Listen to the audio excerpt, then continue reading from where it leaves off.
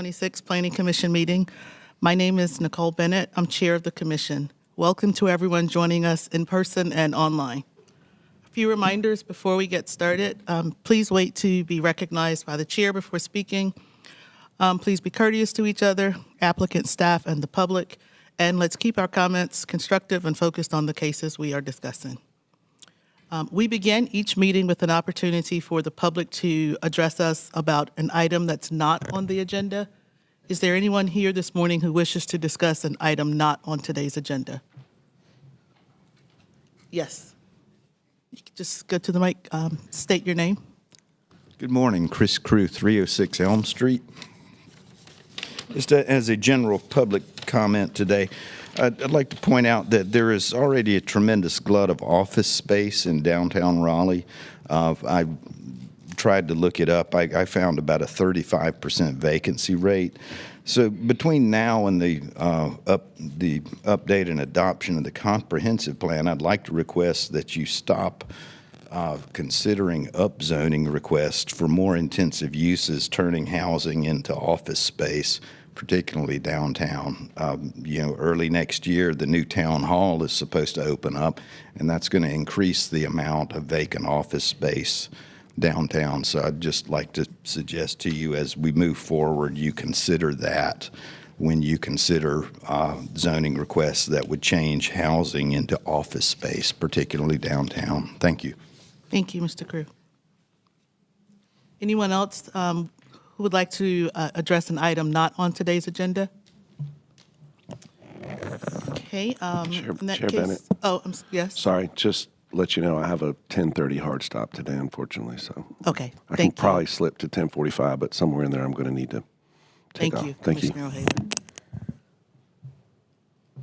We have one item on the consent agenda: approval of the January 13th meeting minutes. Does anyone have any comments on the minutes? If not, I'll entertain a motion. I've reviewed and I'll make a motion to approve as written. Thank you. Do I have a second? We have a motion and a second. Any discussion? All in favor? Great. That's unanimous. We'll move into our agenda. One item I'd like to mention before we get started, under new business, item, I'm sorry, wait a minute, let me get it right. F1, the comprehensive plan amendment for Macon Pond Road. The applicant has requested that item be deferred to our next Planning Commission meeting on the 24th, but I wanted to check to see if there were people here who wanted to speak on that item. If you are here, we will take public comment. So is there anyone here for that item that's Macon Pond Road? Okay, great. Well, if not, then without objection, we will defer item F1 to our February 24th Planning Commission meeting. Getting back to our old business agenda, our first item, E1, is rezoning Z1425 South New Hope Road. This item was deferred to allow the applicant to consider revised conditions. We'll ask staff for an update. Yep. Good morning, Chair and Planning Commission, Matthew Clem, Planning and Development. So this item was before you in January, and since then zoning conditions have been amended. And I'll run through those changes for you now. So zoning condition number 9 was amended. The condition originally would allow for up to 650 residential units, but was reduced to 625. So that was a reduction. And conditions number 10 and 11 were added as well. Condition 10 would provide for 12.5% of the site to be set aside as open space or open area. And then the condition goes on to define further what that space can and cannot be used for. Condition 11 states that a type 1 protective yard shall not be used to satisfy any of the neighborhood transition standards. And I've got a slide here to show what that means. So when there's a neighborhood transition standard required by the code, the developers have 3 options, a type 1, 2, or 3. They have in this condition limited themselves from not using the type 1. So 20-foot or 30-foot protective yard could be used to satisfy those transition requirements. Again, looking at the existing and proposed zoning, so the existing entitlement for residential is 450 units. The full entitlement under the proposal is 625, and then you see the reduction in retail and commercial square footage as well. Your deadline for action is March 14th. I'm happy to take any questions. I know the applicant is here as well, and they have a presentation if you have questions for them. Thank you. We've received public comment on this item already. Did you say the applicant wanted to give a presentation? They're here for questions. I'm not sure if they have prepared comments or not. So is there anyone here who wants to speak either in support or against this item? Okay, since we've already heard this item, I'll just give 2 minutes to each side. Sure. What's your presentation here?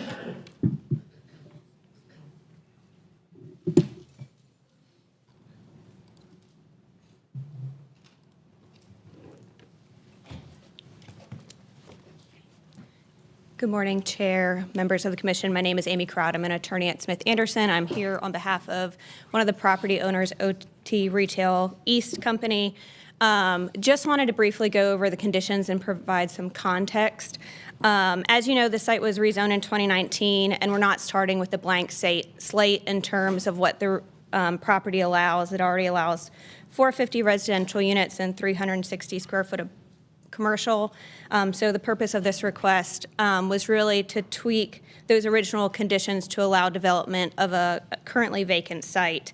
We've tried in these rezoning conditions, the revised ones, to balance the history of the site, the need for flexibility to encourage that future development, and the desire to meet those neighbor concerns. So as staff noted, we did reduce the total additional units from 200 new units to 175 new residential units. This also results in like a continued decrease in daily traffic count. So under the current zoning, the approved uses, you're right at 21,600 daily trips, and it drops to 20,790 trips. Again, just further reducing it from the 650 that we originally proposed. The open area condition, there was a comment at Planning Commission asking for additional open area on the site because we're asking for increased residential. So we've drafted this to define open area as land outside area in the public right-of-way, outside the building footprint, and located outside of a parking area. So this is just an attempt to kind of preserve a little bit more of open space on the site. It includes things like the amenity areas, multi-use paths, neighborhood transition yards, stormwater devices. The biggest thing I just wanted to quickly mention was this neighborhood transition condition. We've proposed it for the areas highlighted in yellow. Very quickly, neighbors asked for a 50-foot buffer. There's already some HOA-controlled area between the residential properties and our property line. To the south, it's about 20 feet. To the east, it's 50 to 75. You can finish. Thanks. We'll keep track of the time and get the same Sure. amount to the other side. Yep. To the east, it's about 50 to 150 feet between that property line and the residential kind of property lots. So we thought this was a good balance of, reducing the type 1, eliminating that from the transition yard. So it can't just be 10 feet. It's either 20 feet with a fence or 50 feet total. So on the south side, at the minimum, that would be 40 feet with a fence. At a maximum, it would be 70 feet. And it's even more for the eastern portion of the property line. The only other thing I briefly wanted to mention was the comments at the previous Planning Commission meeting about the floodplain. This is the FEMA map. There's no active floodplain on this property. So just kind of wanted to highlight that, but we do have our engineers here to answer any additional questions about that. Thank you. Thank you. Is there anyone else here to speak in support of this item? Okay, so that was 3 minutes then to the opposition. Just state your name for the record, please. My name is Zainab Alidina, and I'm here once again speaking on behalf of the residents of Old Town. I do want to start by thanking you all for the changes that you recommended last time, and we do appreciate the 20-foot landscape buffer with the fencing, and we do support that condition. We also support the condition with a 12.5% open area space. We do want to emphasize that we still think that the building units is too much. Under the original zoning conditions, it was 450 units. It was a maximum of 2 bedrooms per unit. That's 900 bedrooms. We're now going into 625 units with no bedroom limit. So we're looking at about 3 bedrooms, which is 1,875 bedrooms, or more than doubling the number of bedrooms there. It's 2 people per bedroom. We're looking at thousands more people. We're asking to cap it at 550 units, and we would be in support of this. Thank you. Thank you. Is there anyone else who wishes to speak in opposition? If not, then we'll bring it back to the table. Commissioners, do you have any questions or comments about the revised conditions? Let's please keep our discussion limited to what has changed since the last time.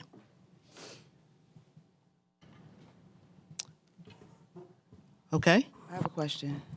Is this and I'm sorry, I'm getting here. This is the New Hope rezoning across the street from the other rezoning? Yes. Okay.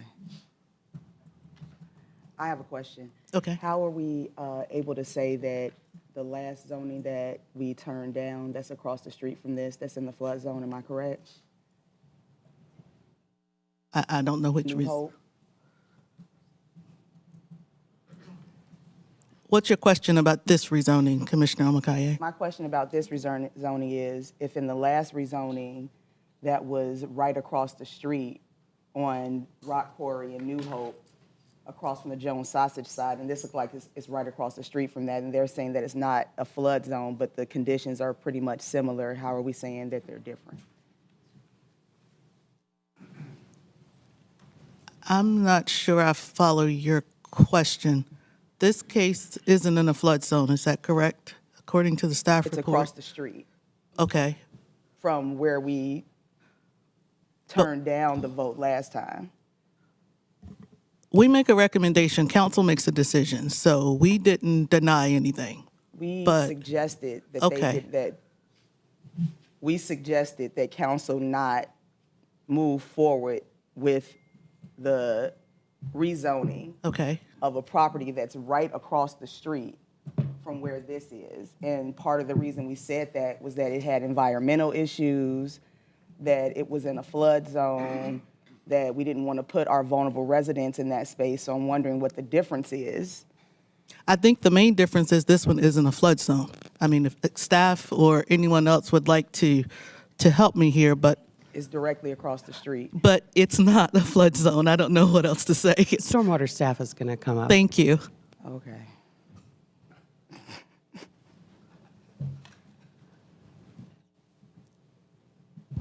Good morning, Sally Hoyt, Raleigh Stormwater. Yes, the flood zone is across the street. There's sufficient elevation difference between the flood elevations and the property on this, that's in this case, that we don't feel like it poses a flood risk. Thank you. Commissioner Neptune. Thank you, Madam Chair. I just wanted to express my thanks to staff for their follow-up on this item. Thank you. Other questions or comments? I have a comment. If it's right across the street from the flood zone and across the street from the swamp, it's still the same situation. That's my comment. Thank you for your We look comment. at things isolated, but we're approving a lot of things together, so we can't say across the street is dangerous and then across the street is not. Thank you. Commissioner Fox. I just wanted to thank the applicant for the increase in the consideration for how the buffers would be implemented, and then also for the additional open space. I understand community concern about the number of units, but I just want to acknowledge the entitlement currently, as it is today, has an increase in traffic that exceeds what would be allowed with the residential units. So commercial and office use create more trips than do apartments. So I just want to acknowledge that. I'm not ignoring that was a concern, but I'm reading into that concern that it is possibly one of traffic. At the appropriate time, I'm ready to make a motion, Chair Bennett. Thank you. Are there any other questions or comments before we move to a motion? I have one more comment. Commissioner This Omakaye. is up the street from my house. It is on the corner at Rock Quarry and New Hope, at the intersection where New Hope turns into Jones Sausage. It is an extreme traffic concern because there is 2 lanes. Once you cross over New Hope, once you cross over New Hope and Jones Sausage on Rock Quarry, we have approved a lot of development in this area that hasn't started yet. It is a traffic concern because there's 2 lanes on New Hope up the street from areas we've already approved development.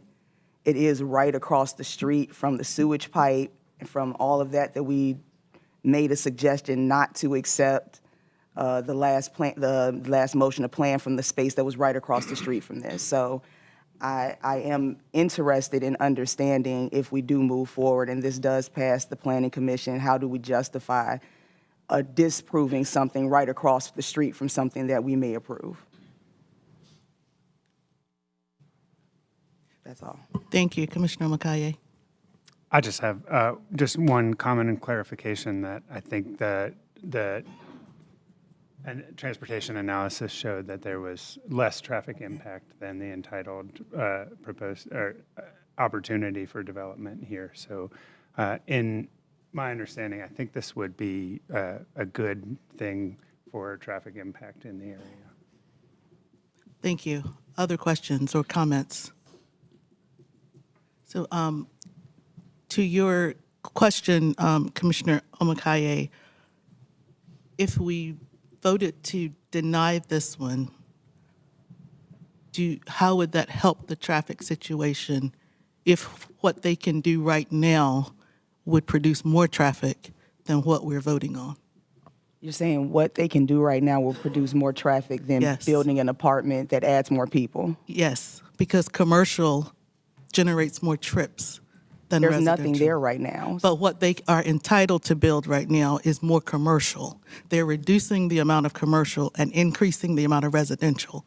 Reducing commercial reduces trips. If we said last time that we didn't want to put residents, vulnerable people, in a position that is a flood zone, that is across the street from a swamp, and we didn't want to put residents in that space, the same ideology should apply to this. I think it decision. would if this were a flood zone, but since it's not. It's across the street. Okay, thank you, You're Commissioner welcome. Omakaye. We appreciate your comments. If there are no further questions or comments, I'll entertain a motion. Commissioner Fox.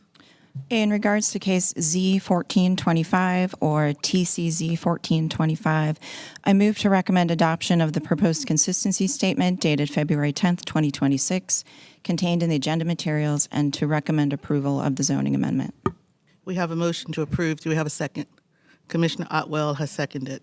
Any further discussion? All in favor? All opposed? That's how many are there of us? 9-1? 9-1 with Commissioner Omakaye opposing. Commissioner Omakaye, would you like to offer any other comment? Yes.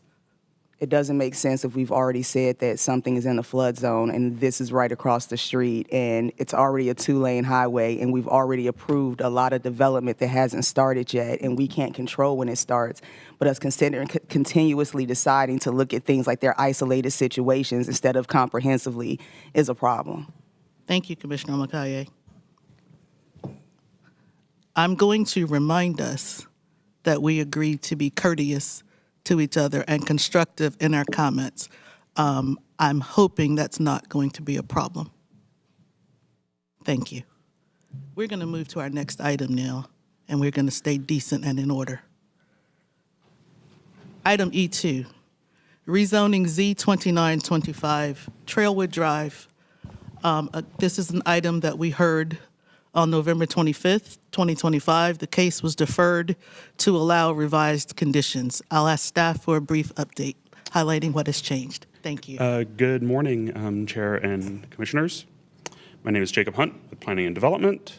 Like we just said, this is rezoning Z2925, 1116, and 1126 Trailwood Drive.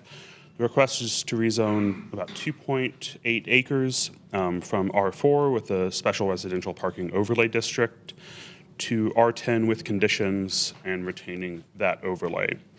The deadline for action, I should say, is March 10th.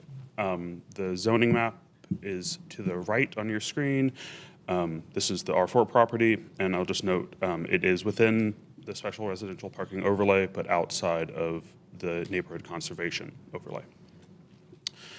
Zoning in the area is predominantly residential. The closest R10 zoning is about 500 feet north of this site at the Arden. Looking out a little bit from this site, predominantly low-scale residential future land use in the area.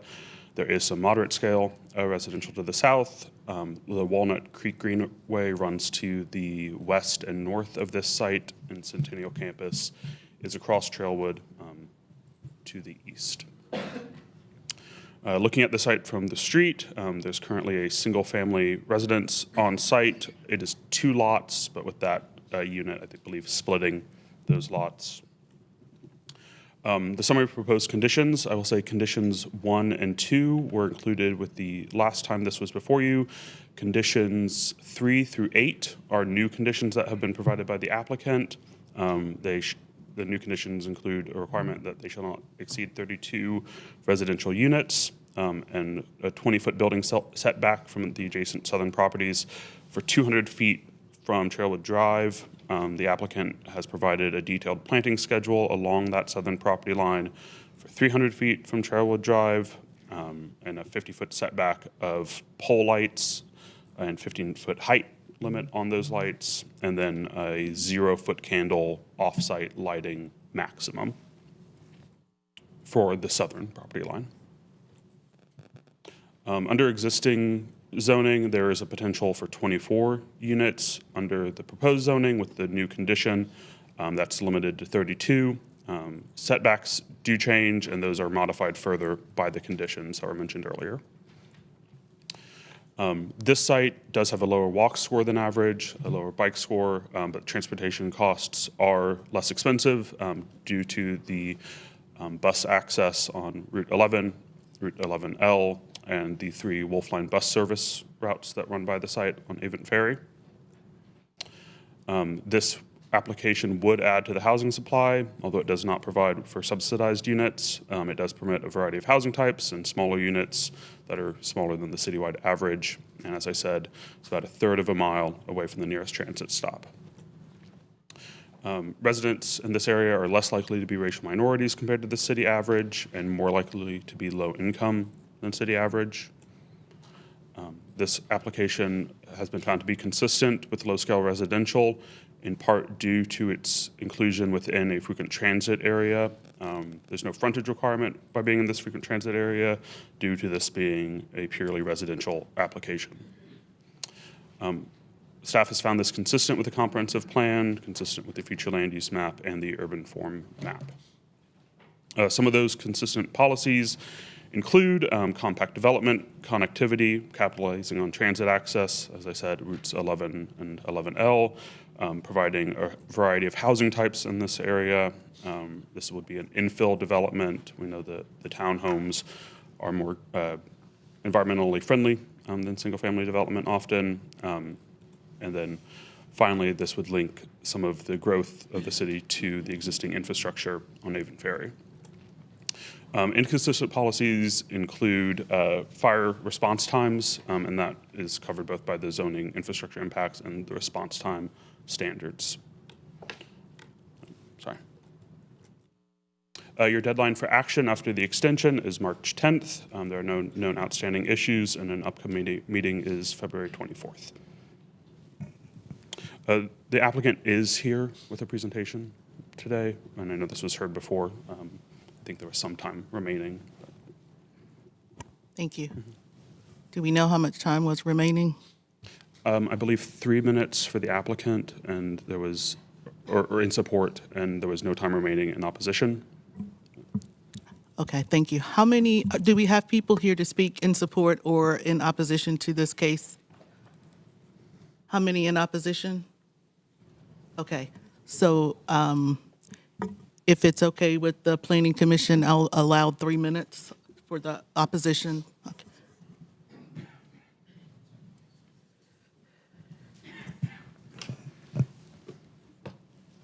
The three on each side. Good morning, Commissioners. Worth Mills here on behalf of Arya Asghari, the applicant. Ross Massey, engineer with Swift Partners, is here as well. I did just want to shed some more light on the updated zoning conditions. So we did reduce the number of homes down to 32 as a maximum. So this is an increase of 8 compared to current zoning capacity or entitlement. We have required a minimum 20-foot setback for the first 200 feet of the property's lot depth from Trailwood Drive. This is an effort to mitigate impacts to that residence to the south, which is located close to our shared property line. We have offered a planting schedule for the first 300 feet of the property's lot depth, which includes 30 evergreen shrubs per 100 linear feet, 2 understory trees per 100 linear feet, and 2 shade trees per 100 linear feet, trying to establish a visual buffer and a screen from that home as well. Some of the planting types that we envision for the shrubs would be something like a Nellie Stevens holly. We do have a planting height requirement and a mature planting height requirement. I don't know what happened.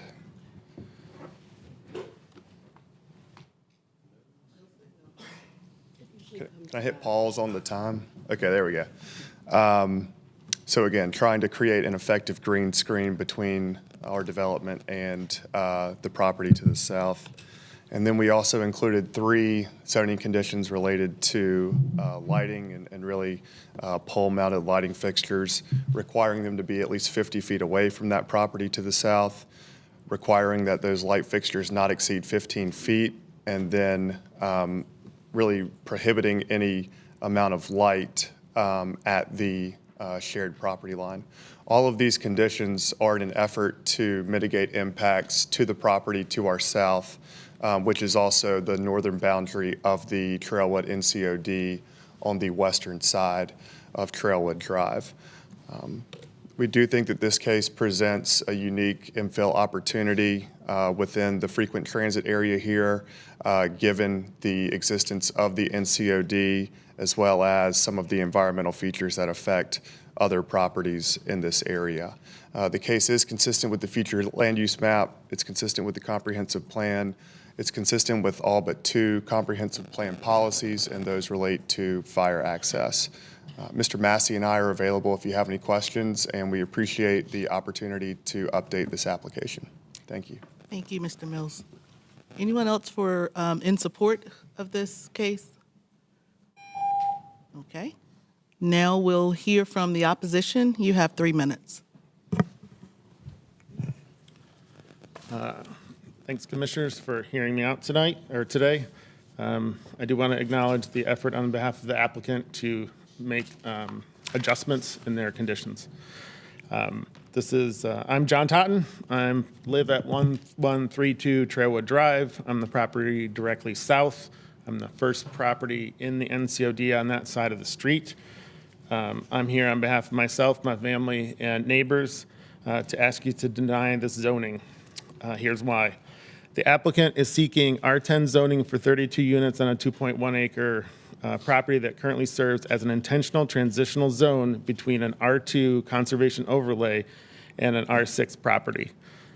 Coincidentally, that R6 property is also under development and before the commission for a sizable increase in homes or units.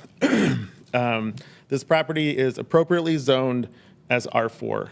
The current zoning already permits approximately, my understanding was 12 units, although I'm I see that they're saying it should be 24, which is missing middle housing.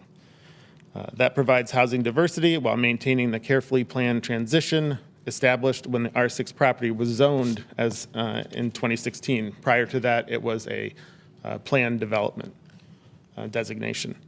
What the applicant is requesting, 32 units, is not missing middle housing. That's large-scale apartment density, more appropriate for transit corridors, not a transitional property with a conservation overlay district.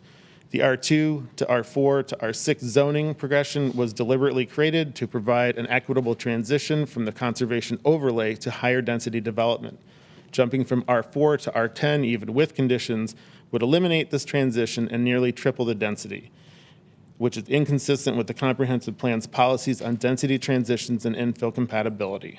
R4 already allows the housing diversity Raleigh needs. R10 would destabilize a decade-old conservation agreement blessed and encouraged by the Planning Commission. We respectfully ask that you deny this rezoning. Thank you. I do have a full written statement that I'd like to submit if I can. Yes, you can. Okay, thank you. Thank you. Is there anyone else here who would like to speak in opposition to this case?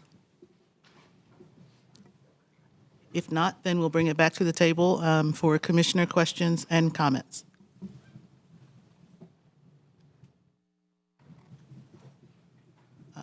I think just a point of clarification. John mentioned that this is apartment density, but I think apartment buildings are prohibited. Is that correct? Yes. Okay, so it's apartment density, but not apartment buildings.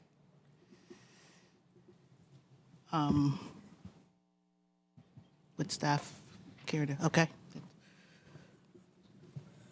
The apartment building type would be prohibited. Commissioner O'Haver? Thank you. Just to follow up on that, can you give me a little bit more detail on what defines an apartment building type?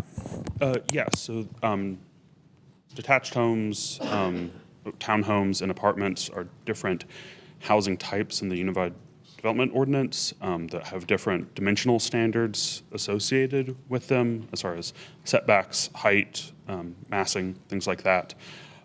And so eliminating the apartment building type gets rid of, I don't know how to say this without just saying apartment over and over again, but it gets rid of the type of buildings that would look like apartments. It's not necessarily a definition of density. You could have a apartment type building with a few very large units, and you could have townhomes with smaller units, but. Presumably, we're talking about townhomes then fitting on this site.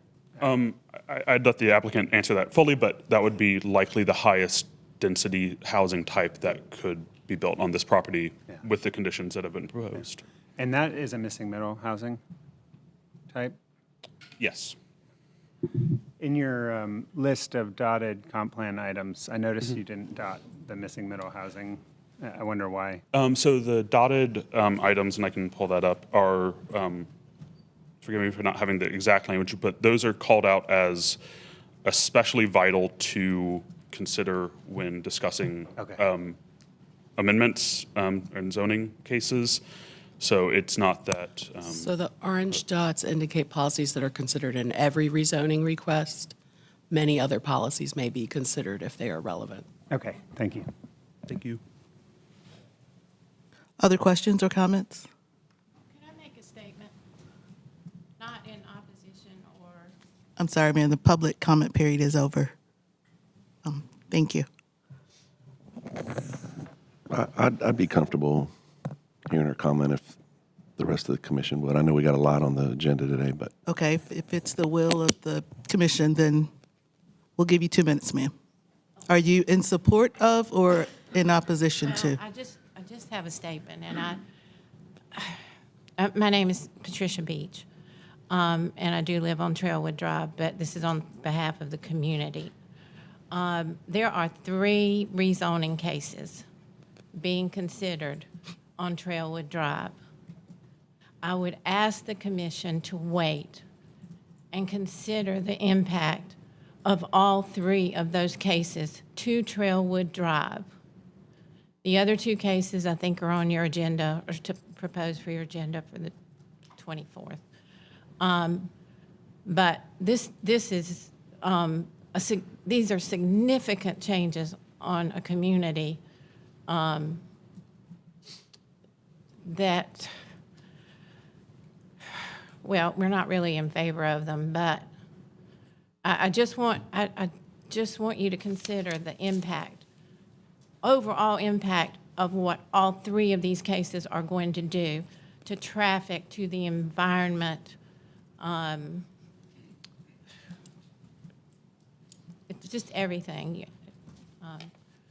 So I wasn't prepared to do this, but I just think that needs to be mentioned, and that all three of these, the impacts need to be considered as a whole.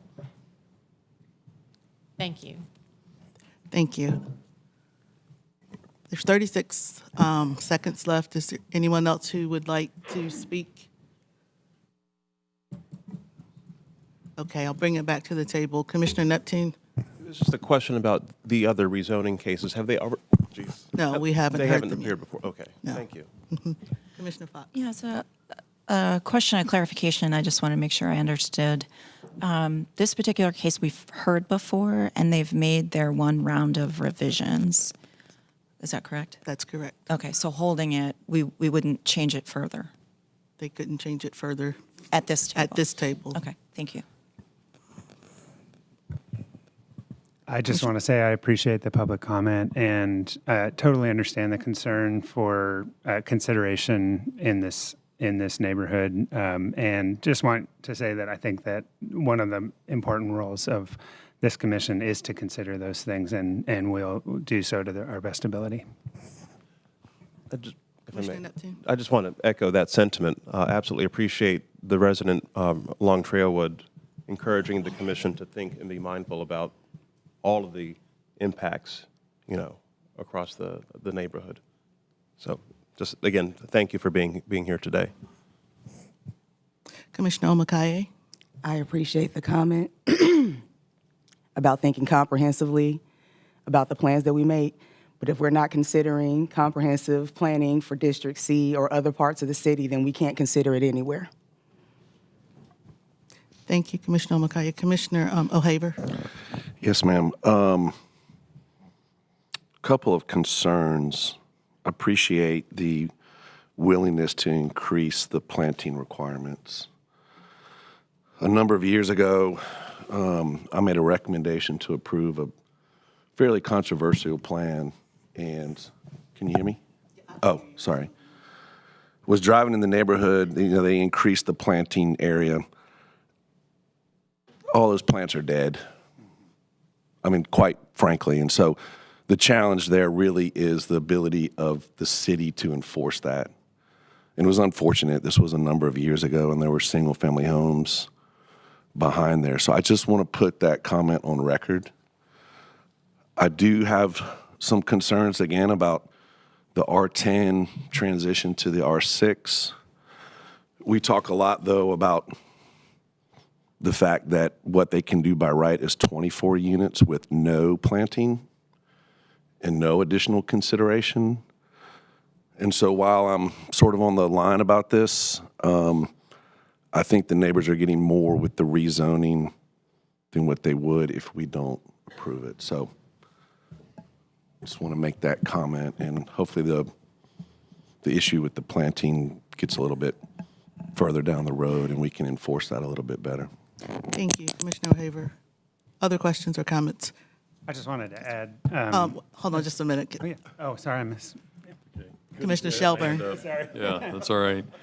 Yeah, I just want to say that I appreciate that perspective on the plants dying, and that's the kind of reflection that we should do with all of our conditions that come up, because otherwise we're kind of like Michael Scott declaring bankruptcy, saying this is it. This is happening when we don't know for sure that's really going to be how it works out. So, in other words, compliance and follow up is key. And as for I also agree that ideally the city would look at things comprehensively, but as for these particular proposals, my personal philosophy is we ought to let people live where we've decided people can live, and how many are on a site doesn't matter. So I don't share the concerns about transitions. If it's a residential area, we should let people live there.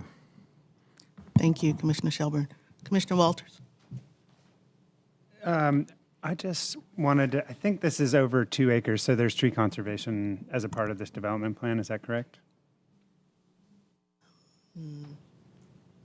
Is there? Staff? Yes. Yes. Okay.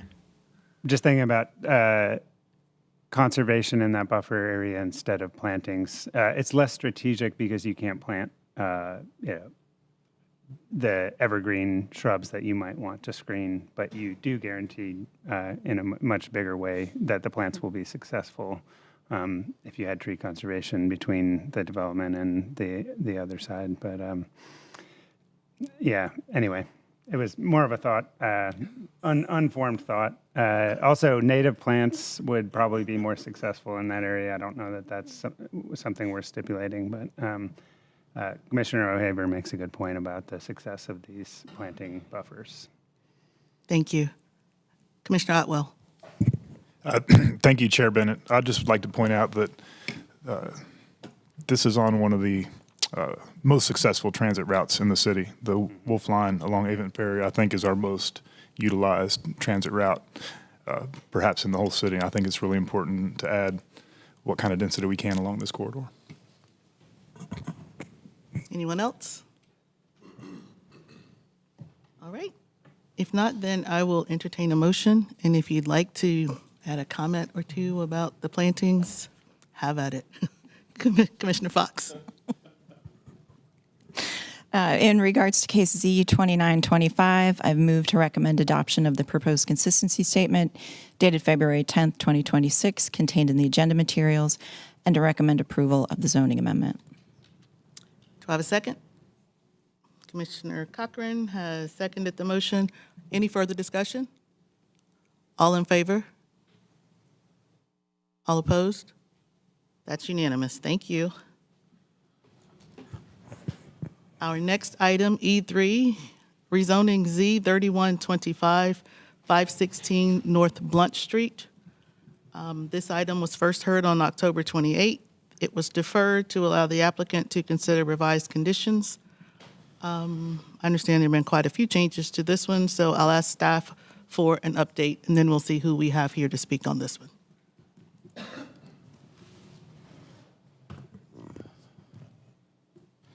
Sorry, give me 1 second.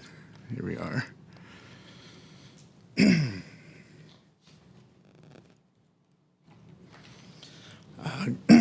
Apologize. Good morning. Hiram Marziano, Planning Development. Again, this is Z3125, 516 North Blunt Street. This is a request to rezone the 0.37 acres from OX3 with a detached frontage within the HOD, Historic Overlay District General, which is the Blunt Street District, to CX3CU in the same historic overlay. The RHDC did recommend approval 8-3 on this case. Your deadline for action is February 10th. Just as a brief overview, you haven't seen this case since October. It was slated to come back to y'all in December. Weather prevented that. The deadline passed. The city council decided to extend 45 days. It's supposed to be at our last meeting. Weather again pushed it back. So that's why today is the day for that deadline. Just a reminder, this is our site. We're north of Polk Street. It straddles between North Blunt Street and John Haywood Way. Quick overview in the front. But the conditions do have an extensive amendments to them. So I'll cover those in brief. They are in your packet. Condition 1 was restructured. Instead of saying what would be allowed, it went to what was not allowed, which is more consistent with the way we do conditions, which folded the former condition number 2 into condition 1. That's why 2 was removed. So 1 and 2 became one of just what is not allowed to be on that property under the proposed CX zoning. The limit on attendance for indoor-outdoor events was 75 originally. They've now proposed down to 65. Amplified sound has now been rewritten to say prohibited outdoors altogether. Prior, it was nothing after 10 p.m. Food and beverages will not be served outdoors after 9 in these conditions. Previous conditions said 10 o'clock. They did do some wordsmithing on the property manager condition. Basically, it's still a property manager on site to run things, and the contact information will be made available should problems arise. No changes to number 6, which limits parking for short-term rentals. Number 7 was some minor alterations to the landscaping to be more conducive with what would be required for a COA process. Let's go through our HDC. No changes to number 8. Number 9 and 10 were added to address the shared driveway concerns. So number 9 would be no vendor vehicles for indoor-outdoor recreation uses using the shared driveway between the subject property other than like access. They wouldn't park there. And number 10 discloses that nothing will happen there between 7 p.m. and 7 a.m. So use of that shared driveway became a little bit more clarified under these conditions. That would be all the changes to those conditions. Just as a reminder, we're looking at not much change in the entitlement. For this area, there is a slight increase in retail entitlement. It is consistent with the future land use map being in the central business district, and it's inconsistent with the urban form map with the removal of the frontage.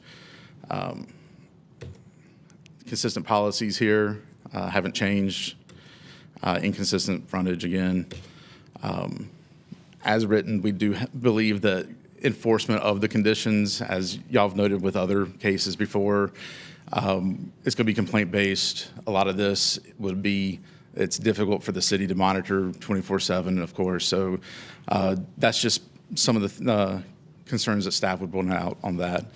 Unfortunately, no more PC meetings to discuss this, but they've already revised their conditions. They wouldn't have a chance to revise any further at this point.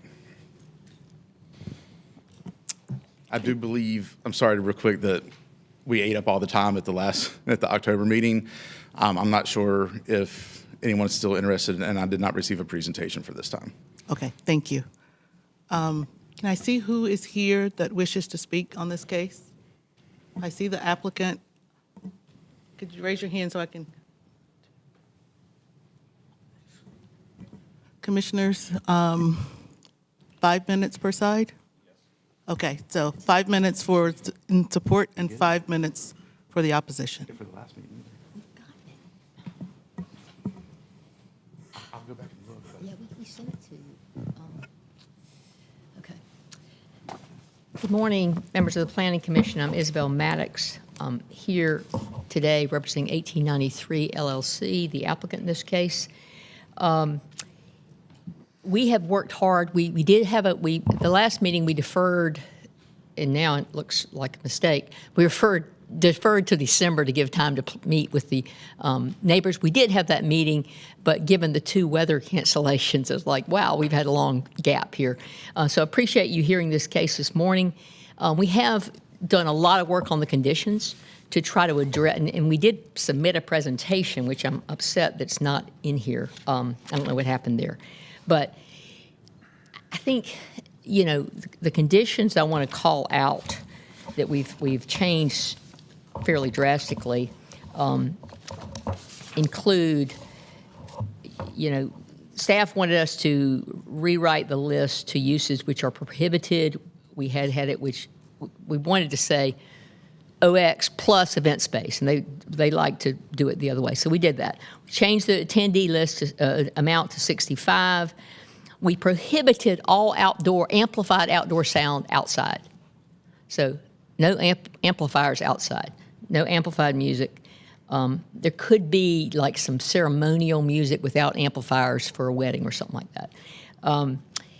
We changed the time restriction for outdoor food service from 10 p.m. to 9. We on the buffer, I remember Commissioner Fox asked for us to call out a specific buffer type. We initially proposed that, and staff came back and said, oh, we want something a little more flexible that RHDC, we had subjected it to RHDC approval, but anyway, so that's why the buffer is not specific, but we do propose screen plantings and a fence or a wall. So I think that'll be along the rear line. We did talk about the use of the shared driveway. There'll be no parking in that shared driveway. To the extent we have vehicles bringing in any kind of equipment for an event, that will have to be before 7 p.m. and they can't come break it down until after 7 a.m. the next morning. And we really don't think there'll be that much of that because this facility has its own, most of its own equipment, dishes and that kind of thing, tables and chairs they have on site. So we think what are the neighbors opposed to? They're opposed to noise. We have really tamped down the noise in terms of knocking out the amplified sound. Even conversational sound will stop at 9 p.m. They've opposed that they don't know how this property is going to be managed. We've put on-site managers with giving them contact information, similar to what they have, the communication they have with Merriman Wynn, which is right beside. They've had concerns about the driveway. We've tried to tighten that up, so we're not going to park in that driveway. We're going to, the hours we can set up and break down are very limited, so they're not during sleeping hours. We feel like we've addressed their concerns. Are they supportive? No. And I don't think there's really much we can do to get their support. But I think if you look at this as a land use decision, you have on this block event space already. So it's a use that's allowed mostly on the block. We're asking for it as well. You look at comprehensive plan compliance, yes, we comply. Future land use, yes. We don't comply with urban form because we don't have a frontage here. But that's really, as you look in your staff report, that's not really an issue. This is a historic, we're keeping the historic overlay, and the historic overlay means that building's not going anywhere. We're not doing anything that front yard that's going to change. So I think that issue is really a non-issue. So this complies with the city plans. It's a use that's already employed on the block. We feel like we should be entitled to that use as well. And it's heavily restricted. The other event spaces have no restrictions. There's a large church that has events. There's an art gallery that has events. There's Merriman Wynn that has events. They have no zoning conditions. We're imposing a pretty strict set of guardrails. And to the staff's point about complaint-driven conditions, well, all city zoning is driven by complaint. They'll tell you that. The staff will tell you that. That's the way they go out and investigate zoning infractions, is they get complaints. So I don't think this one's any different than any other zoning case. So with that, I mean, I'm glad to answer any questions, but I think we've heard the neighbors, we've addressed their concerns. We feel like as a land use decision, this fits with the city's plans, and we don't think we should be denied the same opportunity that other properties on this block have. Happy to answer any questions. Thank you, Ms. Maddox. Next, the opposition has 5 minutes. Please state your name for the record. Good morning, ladies and gentlemen. Chris Crew. I would like to, first of all, thank the applicant for working with the neighbors on this. I've been to every public meeting regarding this. I would like to refer you back to your earlier conversation about cumulative impacts. The fact that there is an event center on this block is not justification for another one. The neighbors have been solidly opposed to this. I'd like to speak, though, from the perspective of the historic preservation community on this one. Despite the approbation of the RHDC, it is the general consensus of the preservation community that a change to more intensive use for this property could increase the risk that this historic structure would be removed in favor of a larger, more intense use on the property. And that's, this is a neighborhood. This, if you walk up and down Blunt Street, there are commercial things on there, but it is a neighborhood street, and historically this was, one of Raleigh's grand boulevards, and this is a fine old home that we can't stand any increase of the risk to demolition of this fine old building. So I would urge you to deny this. Thank you. Thank you. Hi, Maggie McDonald. I live at 520 North Blunt Street, which is adjacent to the property. Scott Idle. I live at 510 John Haywood Way, which is directly behind it, and I'm president of the adjoining HOA. And we had a brief presentation, but that's, so if you would like, I've got the old one, which kind of addresses many of the same, if you want to pass that around. But in brief, we wanted to address the conditions. We did have a neighborhood meeting, and our concerns are still the noise, the lights, the parking, and the potential issues with enforcement. On the first page of what's being passed around right now, we just did put it in the new presentation. We just wanted to highlight once again how many residential units surround this property. They have limited the amplified music outdoor, but there's still you can have music outdoors based still on the noise ordinance. We're in very tight proximity to them, so it's still going to be an impact. I'll make a comment on that. In terms of that too, so percussive instruments are still allowed outside. Even with the indoor amplified music, my kids' bedrooms are located 14 feet away from the structure of their house. So even indoor amplification with bass noises is going to be extremely disruptive. And the back of the house opens directly to the backyard, right beside the bar that's built just inside. Again, and leading to that, they talk about no food or beverage after 9 o'clock. Again, appreciate the effort, but I don't think it's going to have any impact because there is a bar built just inside the back door that leads directly to the patio in the backyard. So the party is going to continue and beverages will still flow outside. They have restricted the hours of access to the driveway, but they have not restricted the hours for setup and breakdown. They can be putting up tents and taking down tents at any point, and it's loud. We've experienced that at Merriman Wynn. So the driveway limitation is one thing, but the activities that occur with it have not been limited. One of the things that's really unusual about this particular property that it's already approved is a short-term rental, so people are already staying there all night. So think forward, we're going to now let it be an event space. There are no hours of operation set up, so essentially we'll have people hanging out at the house, having a party. The music might have stopped, the beverages might have stopped. They're still in the backyard talking and having a big time into the wee hours of the night. And our adjacent properties are literally, one of them is 5 feet away. They have a buffer around the property.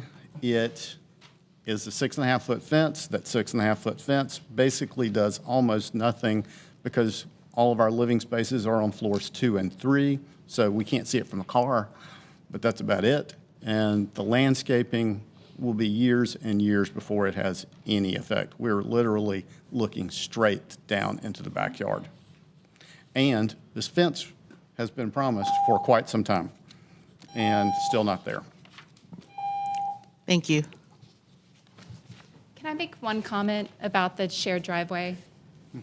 Really quickly, Okay. since your time is up. I have the shared driveway with them. On the presentation, I don't know if I can just hold up the picture. They say on there 4 cars for the short-term rental, not including enclosed garage, not including vendor vehicles. With their garage, they have room for 5 cars total, with one squeezing in diagonal. So what they're asking for in capacity of parking, they don't have it without parking in the shared driveway.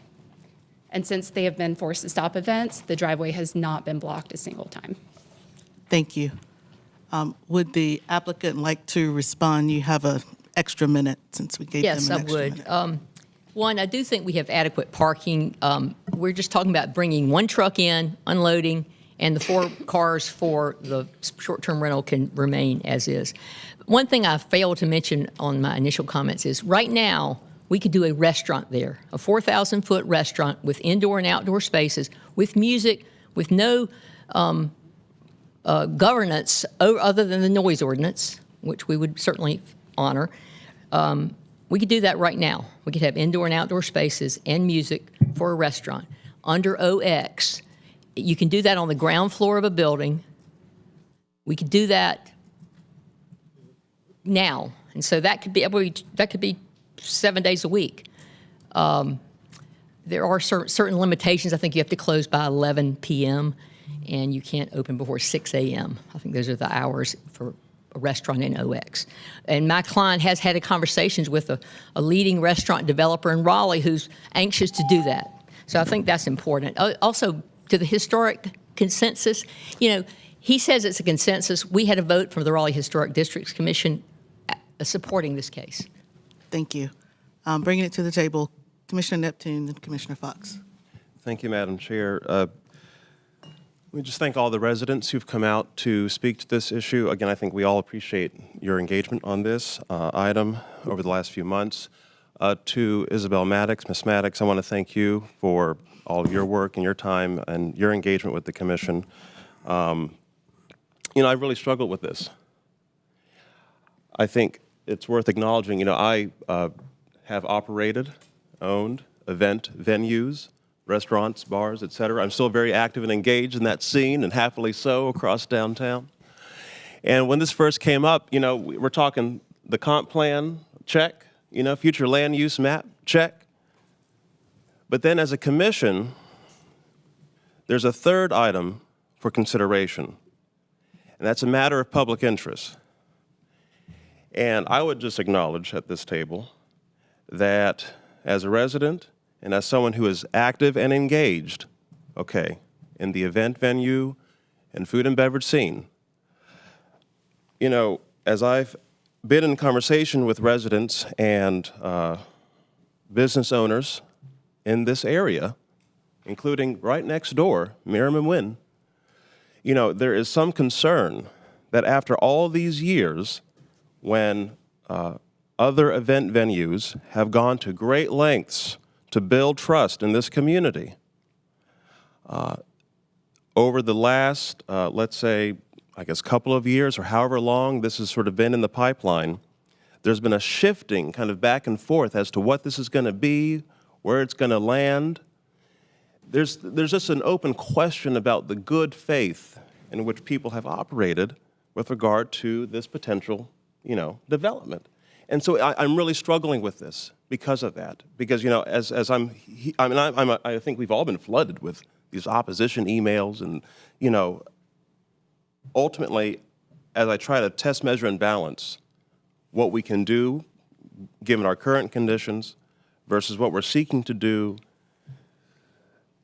and whether or not folks are truly conducting themselves in a way in the public interest with this rezoning,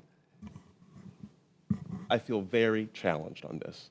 I'm just acknowledging that. But again, I want to thank all the residents, and I want to thank Ms. Maddox for being here. You've had a heavy lift on this item. Thank you. Thank you, Commissioner Neptune. Welcome to the Planning Commission. Commissioner Fox. Thank you. I just wanted to clarify with staff, the nature of this request is actually in response to it being used for that use currently and someone getting in trouble for that. Is that an accurate statement? I believe there was a code enforcement case regarding the use of the property. And I believe there was a Board of Adjustment case as well. And I do believe this is a result of those initial measures. Okay. I actually had Ms. Maddox, if you wanted to respond to that. Yeah, initially, the property owners felt like they could do the event space use there. And then the city came back and said, no, this is considered indoor recreation, which was a news to them. So we did have a BOA case, and that was decided that what we were doing was not appropriate. So it's really more of a classification of the use. Okay. But the nature of the complaint, which came before that acknowledgement that perhaps the use was not what you thought it was that related to noise, or it was related to the use in general? It mainly was based on the internet ads. I mean, internet, it was online. That was the evidence at the case, that the online presence was putting this out there as an event space. Okay. And there were some noise comments, but that was not the bulk of the case, in my opinion. Okay, so the complaints that came in while it was operating as an event space without all the proper like regulations secured, okay, was not noise based. Is that what I'm hearing? I don't think that was the main factor there. I think they felt like it was not a permitted use there. Got it. Okay. That helps me. I have been struggling with this one as well, Commissioner Bennett. So I just wanted to acknowledge if it was operating that way before, and the nature of the complaint was regarding the use. The events that were held there were pretty small. I don't think it was significantly noise-based. Okay. I will acknowledge, I appreciate the number of the conditions that are intended to address noise. I feel like they likely do a very good job of that. I'm also going to acknowledge this is really unique in that it has a shared driveway situation. To be honest, I feel like the shared driveway concerns are really, that's a matter between two property owners, and those aren't necessarily zoning conditions. However, if you all decide to conduct it in this manner, that's fine. We'll review them as conditions, but they felt like private party agreement. Thank you, Commissioner Fox. Commissioner Omakaye? Was he about to say something? I'm sorry, the public comment period has ended. Do we want to add more time for the public? Hold on. I just would like to respond to Ms.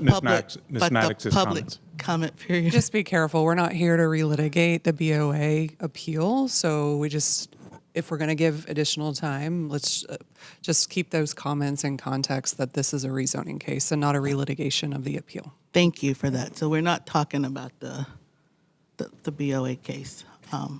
Thank you, though. Commissioner Omakaye. I had some concerns about this case from the last time that we had it for a lot of the reasons that the community is speaking about, how disruptive this would be to their everyday life. The shared driveway, to me, would be a problem. There's no way that we can regulate once we approve the planning and it goes through what actually happens here. It just becomes up to the owner or whatever of what they want to do, and then it becomes something that's litigated somewhere else. I do think that the lights are a problem. I think that we should listen closely to neighbors that live right on the property that are impacted by it. They're saying their kid's bedroom is close to this, that are saying, I appreciate all the conditions, but the concern does remain, what happens if there's all of these places that are having events on the same day? Then where will people park? There's not a lot of parking for Merriam Wynn House. I've been there, like I'm sure everybody else has. There's not a lot of parking for that space. This space would also cause more traffic and places where people can't park if there's weddings going on at both places at the same day. We can't control when people have events. We can't control any of that, to be honest.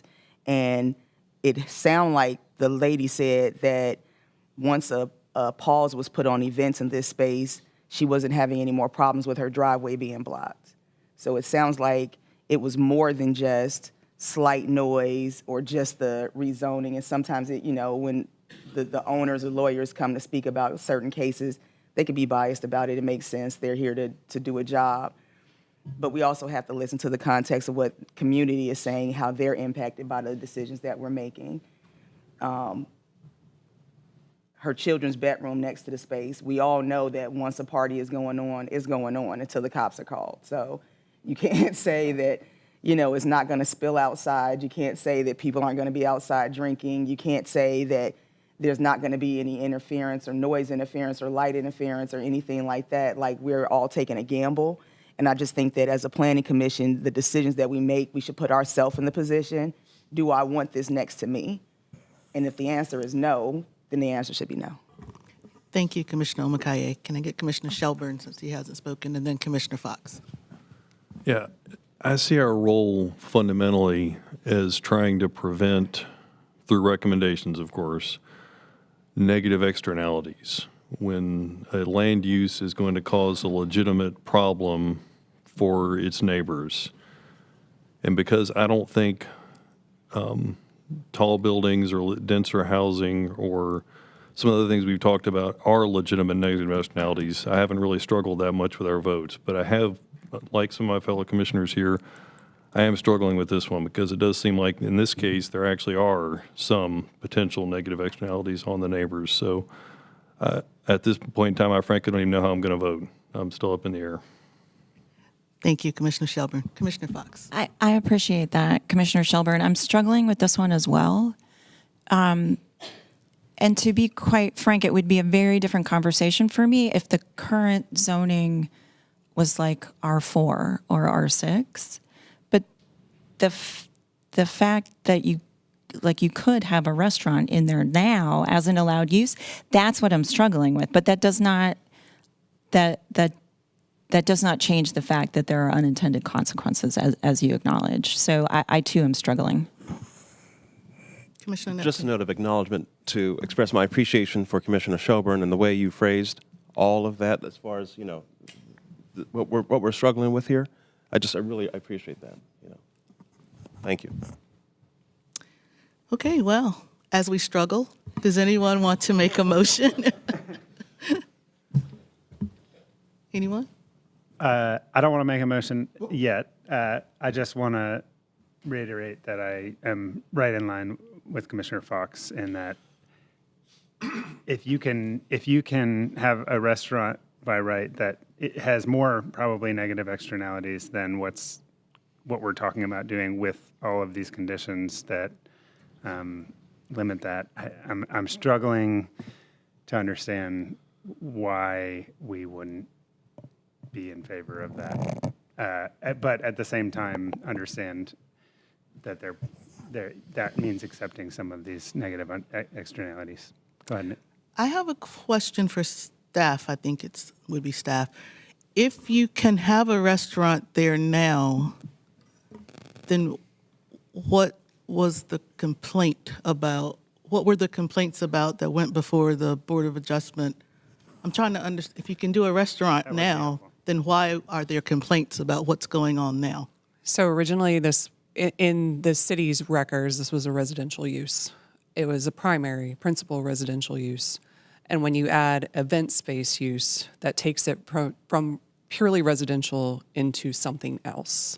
Mm-hmm. And so the zoning case, the appeal, ended up being, what is that extra thing that is not residential anymore? And did that become something more than a principal, or the residential was principal use, and did the extra stuff become a principal use? If that makes sense. So we're talking more about principal, accessory. When does something morph into principal? Although certain uses may be allowed in OX, restaurant's not in front of you. Mm-hmm. So they're asking for outdoor, indoor recreation type use. So which could include a restaurant component, but it is not a standalone restaurant use. Outdoor, indoor recreation is not. That helps. Thank you. Just to clarify, in the current zoning, Commissioner Walters, I'm sorry, could you raise your hand to be recognized No, before you I'm speak? sorry. Because others will. Okay, go ahead. And then Commissioner Fox. Just to clarify, the current zoning without any rezoning does allow a restaurant? I would have to look up OX. OX does have an expanded palette of commercial uses associated with it. Obviously, to change something from a residential use to a full-blown restaurant would require probably a change of use application with the city. That's outside of this zoning process. And then there's obviously building and fire code that would kick in for commercial uses. Okay. Matt, did you want to add something? Yeah, just going to say eating establishment use is allowed in the OX district and is subject to special use standards, one being must be within or attached to a multi-tenant building, cannot be located in a standalone building. There's floor area requirements, hours of operation requirements, prohibitions on drive-through and drive-in facilities. Must be located at least 150 feet from an abutting residential district, measured in a straight line from any nearest point of the building. In an eating establishment and a TOD, there are some standards there that don't apply. So it could do it, but lots of restrictions and caveats.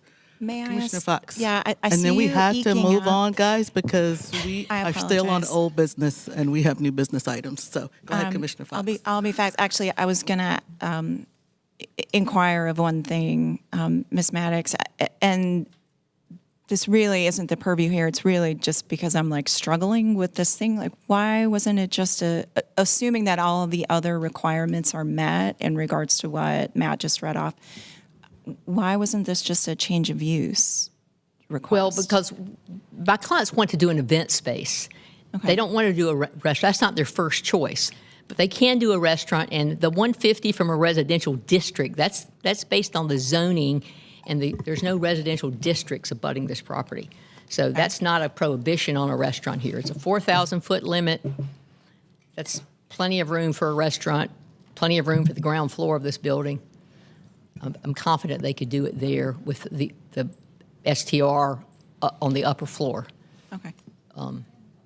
Yeah, it wouldn't have been achieved by just change of use because they wouldn't have the zone, because the way the zoning commissioner has, zoning administrator has classified this use as indoor recreation.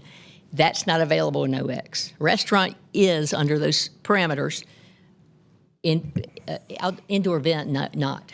But silly question, restaurants can hold events, can they not? Yep. Okay, okay, thank you. Yep. That's Okay. Are there any other questions, comments? Commissioner Cochran. So I'm ready to make a motion, but I do want to mention a few things as part of that motion. Okay. The zoning condition of adding a fence, to me, and like everyone else, I'm struggling with this. I love going to events at event spaces downtown. I think it adds a lot of excitement to the area. However, I feel like adding that condition about the fence rather than just building the fence is where I find this to be a little disingenuous. I mean, adding the condition is great, but I don't quite understand why that buffer isn't already there if that's how they were using the space to start with, if that makes sense. We've offered to do a fence and a screen plantings. We just haven't defined the exact height of them because we've been requested by staff to leave that with more flexibility to the Raleigh Historic Districts, which would have to approve it. So But you're we would do waiting screen until that plantings on the rear line. You're waiting until it's accepted before you build it so that you're building it correctly? Correct. Okay. I'm not ready to make my motion now. Have at it. Oh, I'm not ready to make my Oh, motion you're not now. ready? Would someone else like to make a motion? Commissioner Otwell? I'm sensitive to the comments of the neighbors in the neighborhood. I've had redevelopment happen next to my house that reduced the privacy and the quietness we had in my house, and it's not great. It can be hard to deal with. I think this is in line with the comp plan. It's mostly in line with the future land use map. And if that's the case, we have to have an extraordinary reason to deny or recommend denial. And I think that this, while it might be significant, is not extraordinary. This is exactly the kind of stuff that we expect to happen in downtown when these comprehensive plans were put together and these zones were laid down.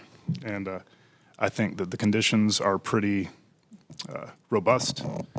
And I would like to move to recommend approval at this time. So I move to recommend adoption of the proposed consistency statement dated February 10th, 2026, contained in the agenda materials, and to recommend approval of the zoning amendment.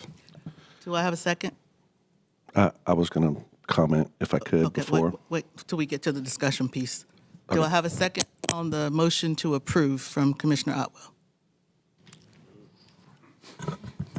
Okay, motion fails.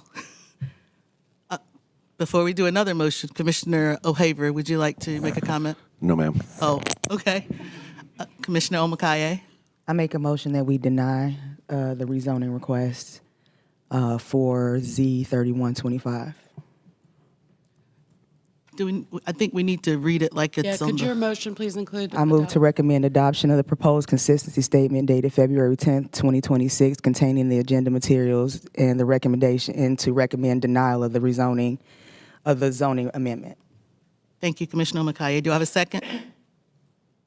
I'll second it. Any discussion?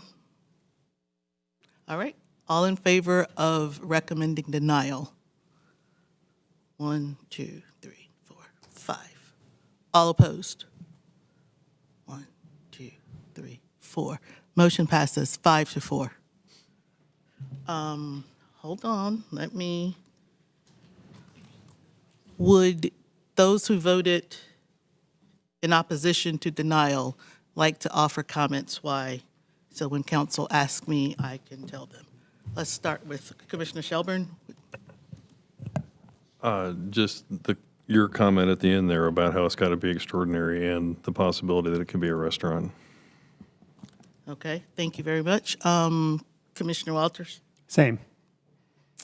Who else? Oh, hey, Commissioner O'Haver, where did you vote? Were you denial or? I was in favor of. Okay, thank you. Commissioner Cochran, I think you voted in opposition to denial. And I did so because I felt like it created too much friction to just constantly have to have a tattletailing enforcement policy around this facility. Okay.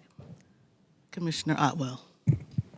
I think that my motion to approve covers it all. I think that this is a pretty standard kind of use type for downtown and the kind of disruptions that we expect in our urban area. Thank you. Commissioner Fox? Nothing to add other than what my other commissioners have said already. Thank you. And I'll just say, I struggled with this one too. This is one of those where it's consistent with the comp plan, it's consistent with the future land use map, but I didn't feel like it was reasonable and in the public interest. So I hung my hat on that one. I would like to second that. That's my opinion in this case. Thank you, Commissioner Haver. All right. Madam Chair. Thank you. I would like to thank everyone who came out to speak on this. I'd like to thank the applicant for working with the neighbors. We appreciate this type of coordination.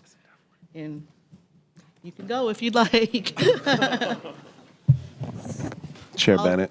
Yeah, you have to leave, yes. Yes, ma'am. I figure this is probably Thank a good you. time. Commissioner O'Haver is excused. And while we are transitioning, we'll get ready to hear item E4, rezoning Z3725, Avent Ferry Road assemblage. Chair Bennett, if you'll excuse me, I'll be right back.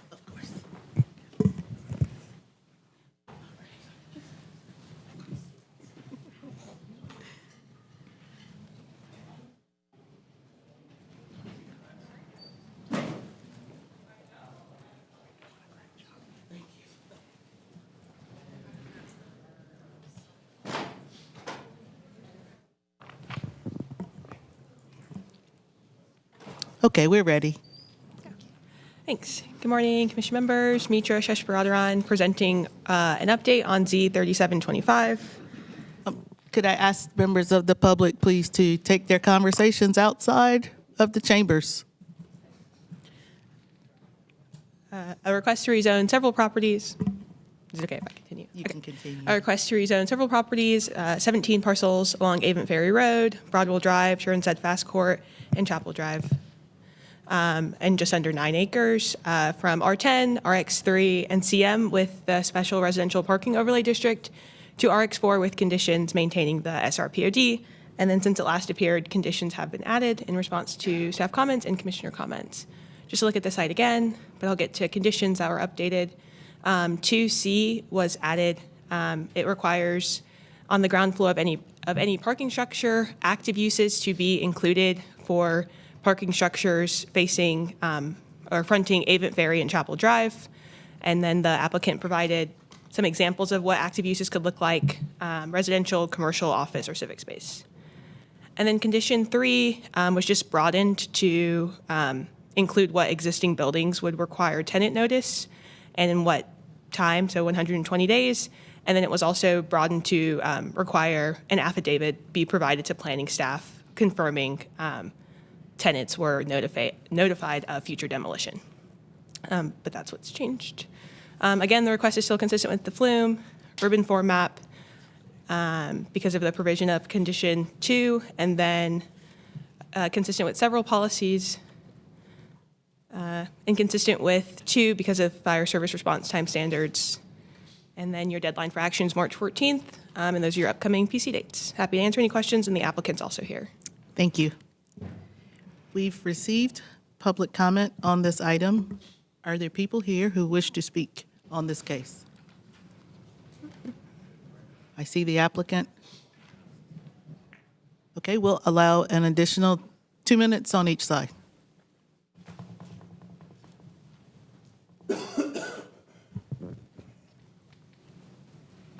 Yeah, and I'll be brief. We did add I'm Ashley Honeycutt-Terrazas with Parker Poe here on behalf of the applicant, Kennedy Wilson, and their student housing division. And just as a reminder, I know it's been a while since we've looked at this case. The request is for a modest increase in height and density in a uniform zoning district for the entire site. The site is currently split zoned, again, in order to support a student housing project on Avent Ferry right next to Centennial Campus. So again, Mitra already went over the changes to conditions. We did work on these with Commissioners O'Haver and Otwell, although I see that they are not here, and brought this language directly from the code on the active uses between the parking structure and the street, so that it'll be easier for staff to enforce at the time of site plan, just kind of carrying that urban frontage requirement over into the zoning condition where we can apply it on the site given the environmental constraints. And then worked with the city attorney's office to update that tenant notice condition, really to just make it clear how the city will enforce that at the time of demolition permit. As Mitra said, this is consistent with the comprehensive plan, future land use map, and urban form map, and many consistent policies in the comprehensive plan, and we respectfully ask that you recommend approval. Thank you. Just to double check, any others want to speak in support of this case? Is there anyone here to speak in opposition? Okay, we'll bring it back to the table. Commissioner Otwell, I know you had some comments on this one and wanted to see some revisions. Do these revisions address your concerns? Allow to me put just you one on the second spot to when catch you up, sit please. down. Having reviewed them on Saturday, I think that that's the case, but please give me just 1 second. Okay. Does anyone else have a question or comment while Commissioner Otwell is getting up to speed? My time is up. That's Commissioner Fox? Do you?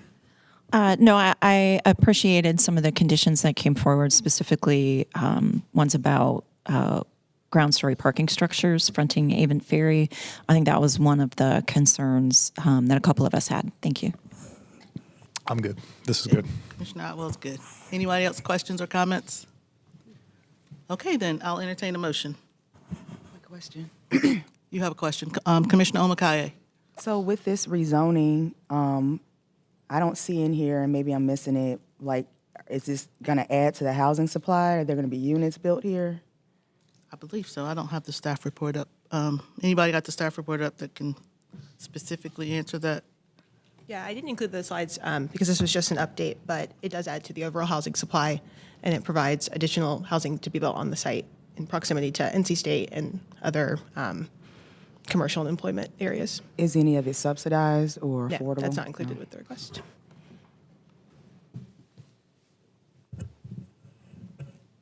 Any other questions? Okay. Did I see a hand? Okay, I'll entertain a motion. Commissioner Otwell. Yeah.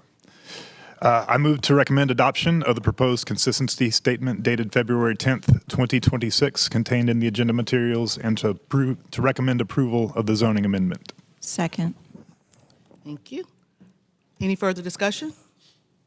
All in favor? Any opposed? Great, that's unanimous. Thank you. Our last old business item is E5, rezoning Z4025, 831 Wake Forest Road and Mordecai Drive. We heard this one on January 13th and deferred to allow the applicant to revise conditions and to allow RHDC to review the case. We'll look to staff for an update.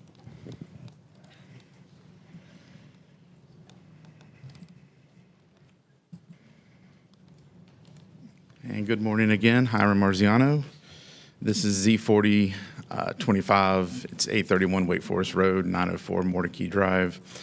As just a reminder, this is a request to go from OX3 with Neighborhood Commercial Overlay District to OX4 conditional use.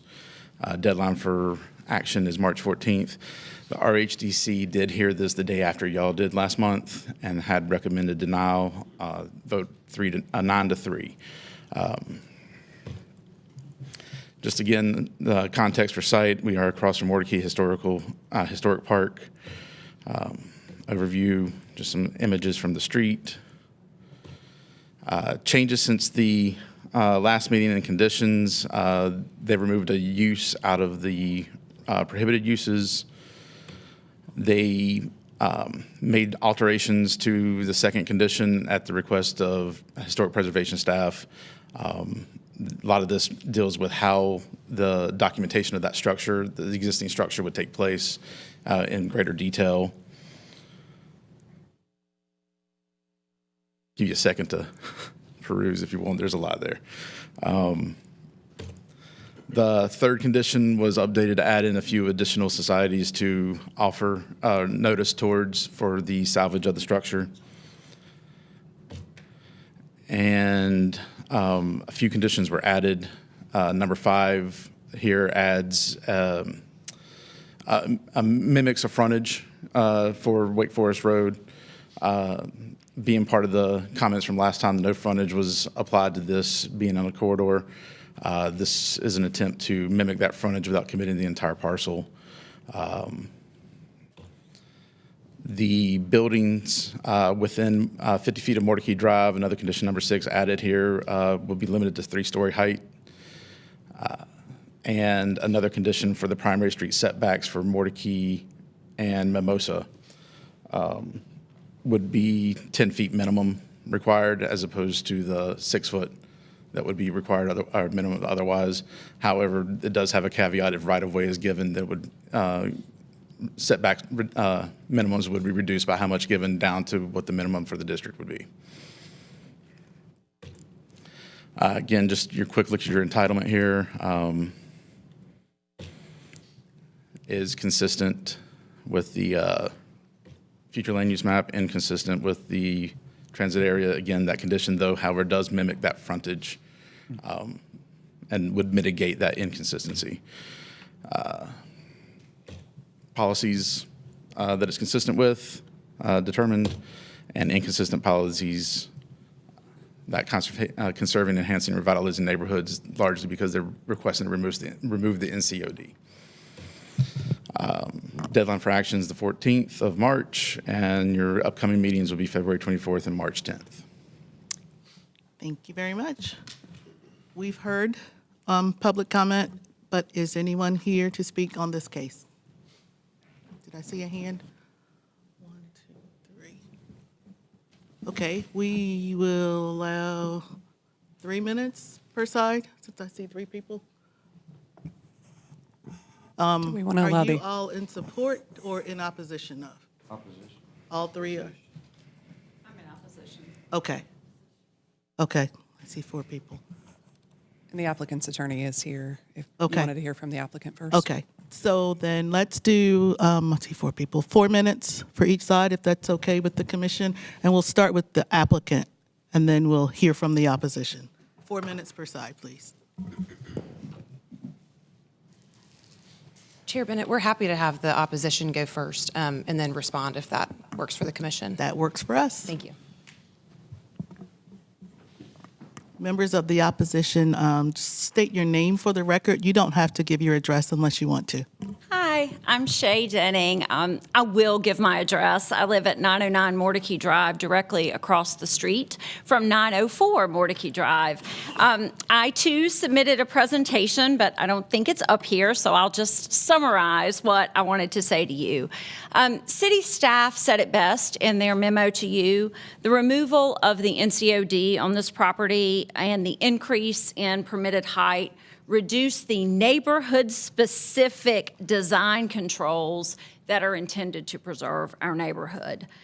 You have many policies you can turn to. Policy LU 8.3 recognizes the need to protect neighborhood character. The upshot is that this rezoning will allow the petitioner to build 3-story townhomes on 904 Mordecai Drive up to 50 feet.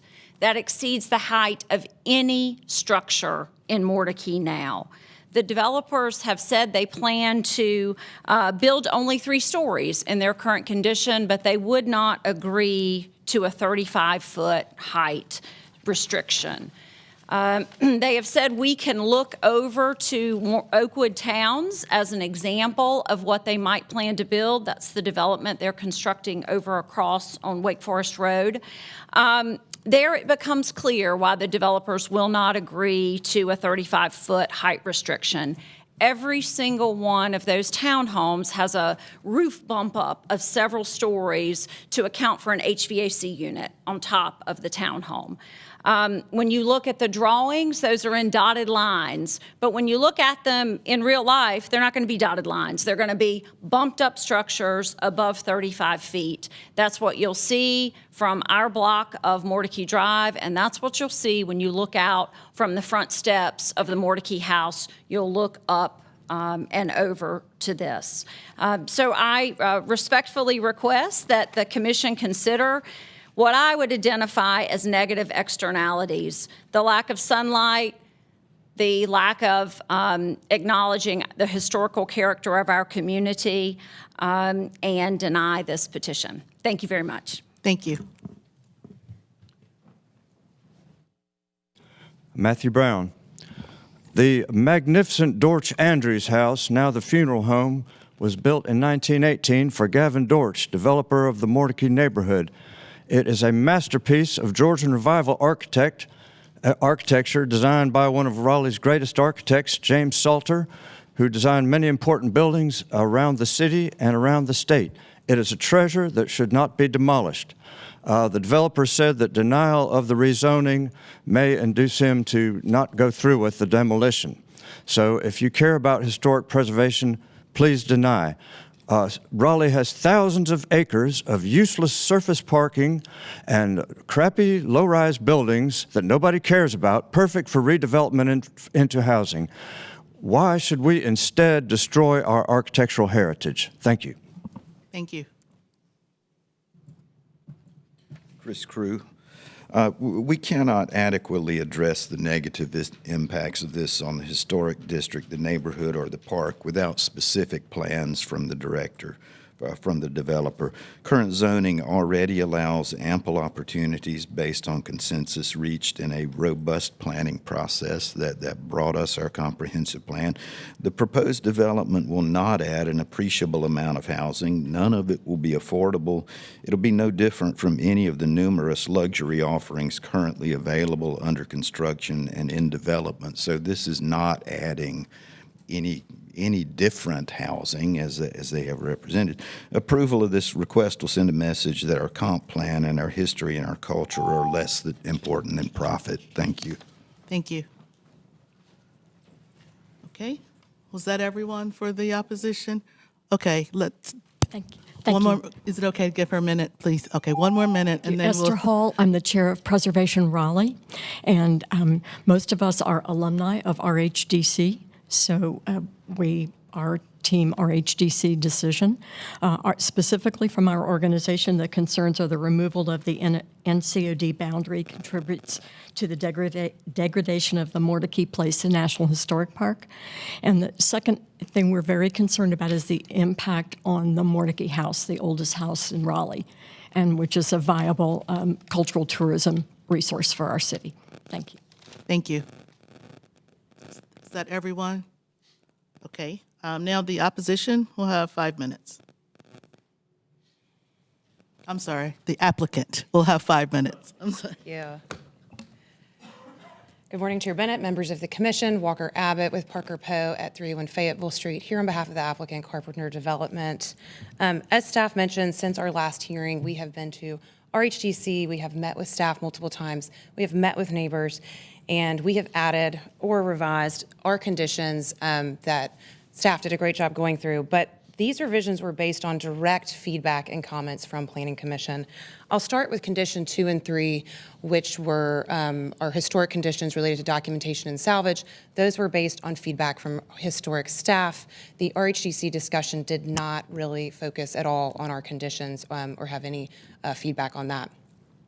Next, the frontage condition number 5, that is in response to comments from Commissioner Otwell and Commissioner Fox, as well as O'Haver, regarding adding a frontage on Wake Forest. We mimicked the urban limited frontage on Wake Forest, and then we took it a step further and required active ground floor uses between any facade, so Mimosa, Mordecai, and Wake Forest, for any parking structure to be consistent, more consistent with the character of the neighborhood. And lastly, the conditions 6 and 7 are our new conditions. We, at the prior hearing at Planning Commission and at our second neighborhood meeting, neighbors specifically asked for a reduction to 3 stories, and Planning Commission asked for a transition.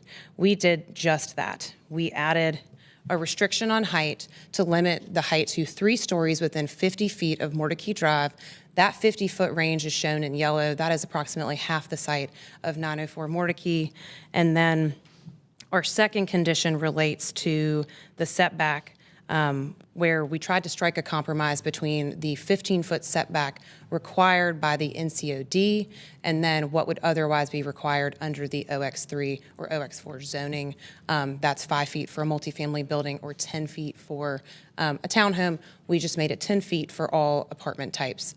We intentionally added that setback on Mimosa and on Mordecai, to increase that building distance from the single family, from those neighbors on Mordecai Drive, but then also to set back our building from the Mordecai Place Historic Park and recognize that important transition and the park's desire to have some of the street trees still pulled up there. Again, this case specifically responded to concerns that we heard from the commission and from neighbors at our last hearing. And we changed our conditions. We changed them during the one allowed time we can change conditions while here in front of you. So we are ready for action and feel that these conditions strike the compromise that the neighbors asked for. Thank you. Thank you. Any other people who wish to speak in support of this case? All right, we'll reserve the 2 minutes and 10 seconds for questions and comments, and I'll bring it to the table. Commissioner Neptune. Thank you, Madam Chair. Just again, I deeply appreciate all of the residents who've come out to engage on this item this morning, especially our colleagues Matt Brown, Chris Crew. I recognize our friends from our preservation community.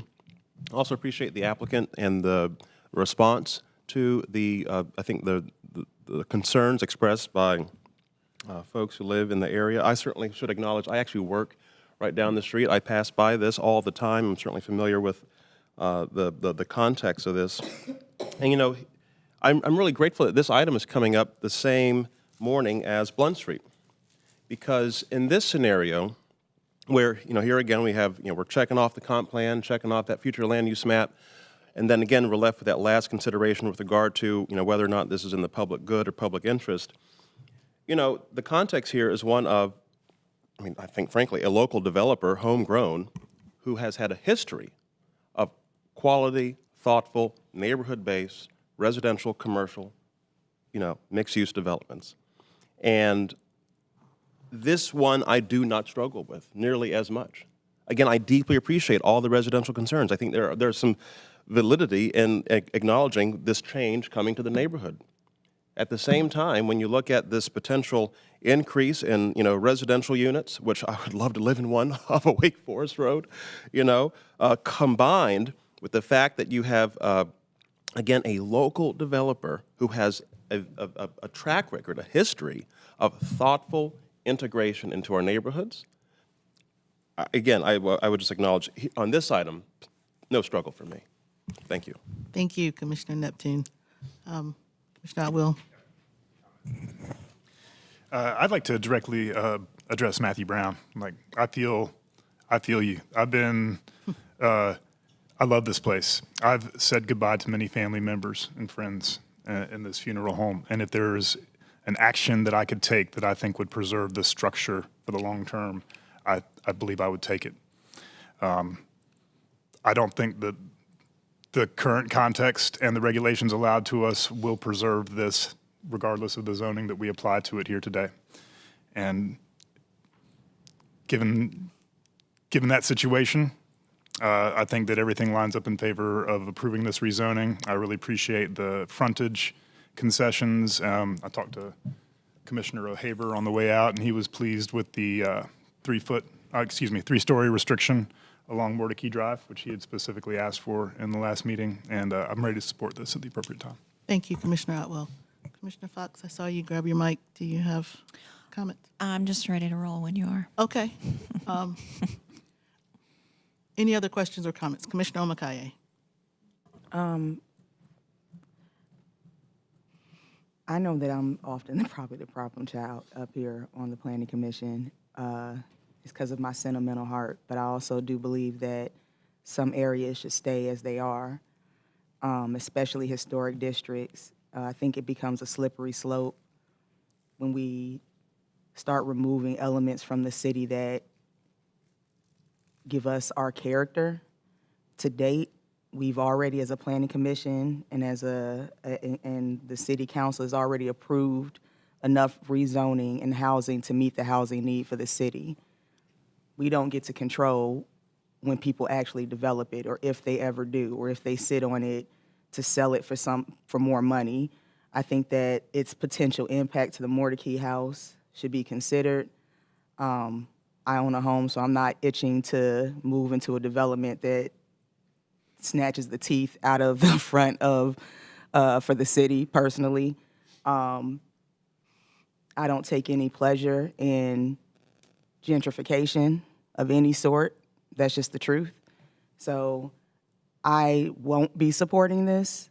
I think that we had another case some time ago that we didn't approve of. And we said, because some places suggest stay rural, well, some places suggest stay historic. And if the Historic Preservation Committee is not for this and the residents aren't for it, I don't think we should be for it either. Thank you, Commissioner Omakaye. Question for staff, I believe. So I was reading through RHDC's memo to understand their vote to deny. And it seems like, if I'm understanding it correctly, they were concerned about the incentivization to demolish the historic structure. So my question is, if we vote to deny the rezoning, can it still be demolished today? Yes. Good morning, Erin Morton Pugh. I am Historic Preservation staff to the city and liaison to the RHDC. I've spoken to this commission at least once before now. In North Carolina, demolition cannot be denied. So regardless of the historic status of any property in the city, it could be a National Historic Landmark, the country's highest honor. If the property owner wants to demolish a building, they can do so. They will still need to obtain COA approval to do that in the city, but the commission is required to approve it. Of course, that doesn't apply to this property because this is not locally designated. It's in a National Register Historic District, which is more incentive-based than regulatory. Does that answer your question? Yes, it does. Sure. Thank you. That helps me because, I share Commissioner Omakaye's and Commissioner Otwell's desire to preserve historic structures. I hate to see them getting torn down, but it doesn't seem like there's anything we can do at this table to preserve this structure if the owner wants to tear it down.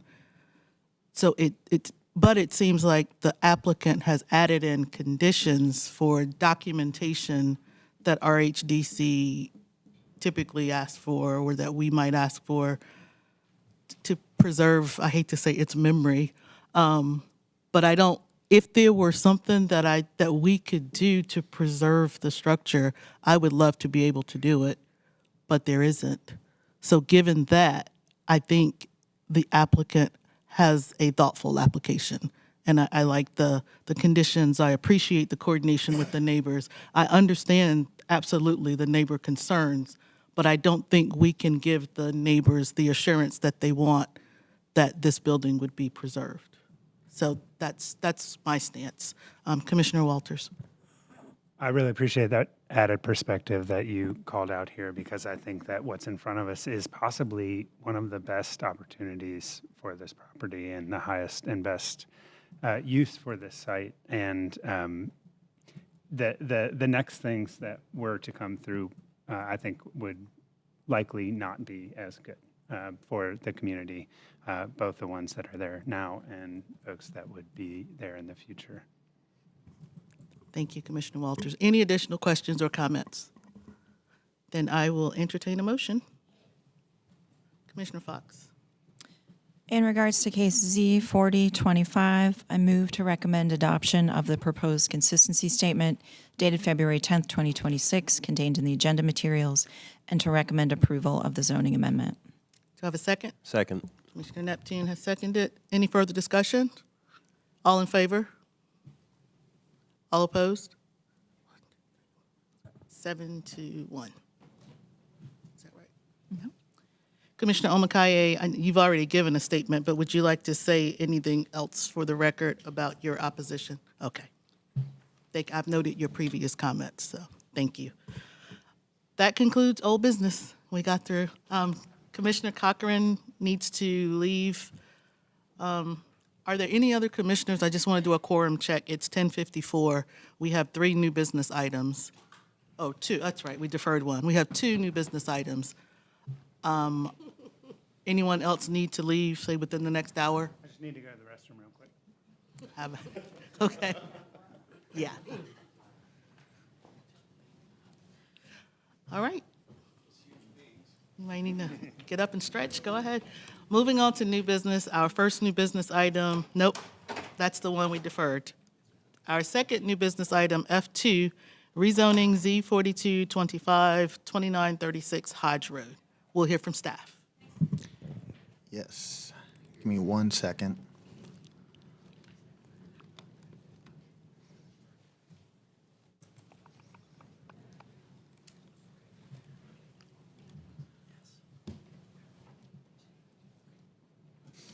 All right.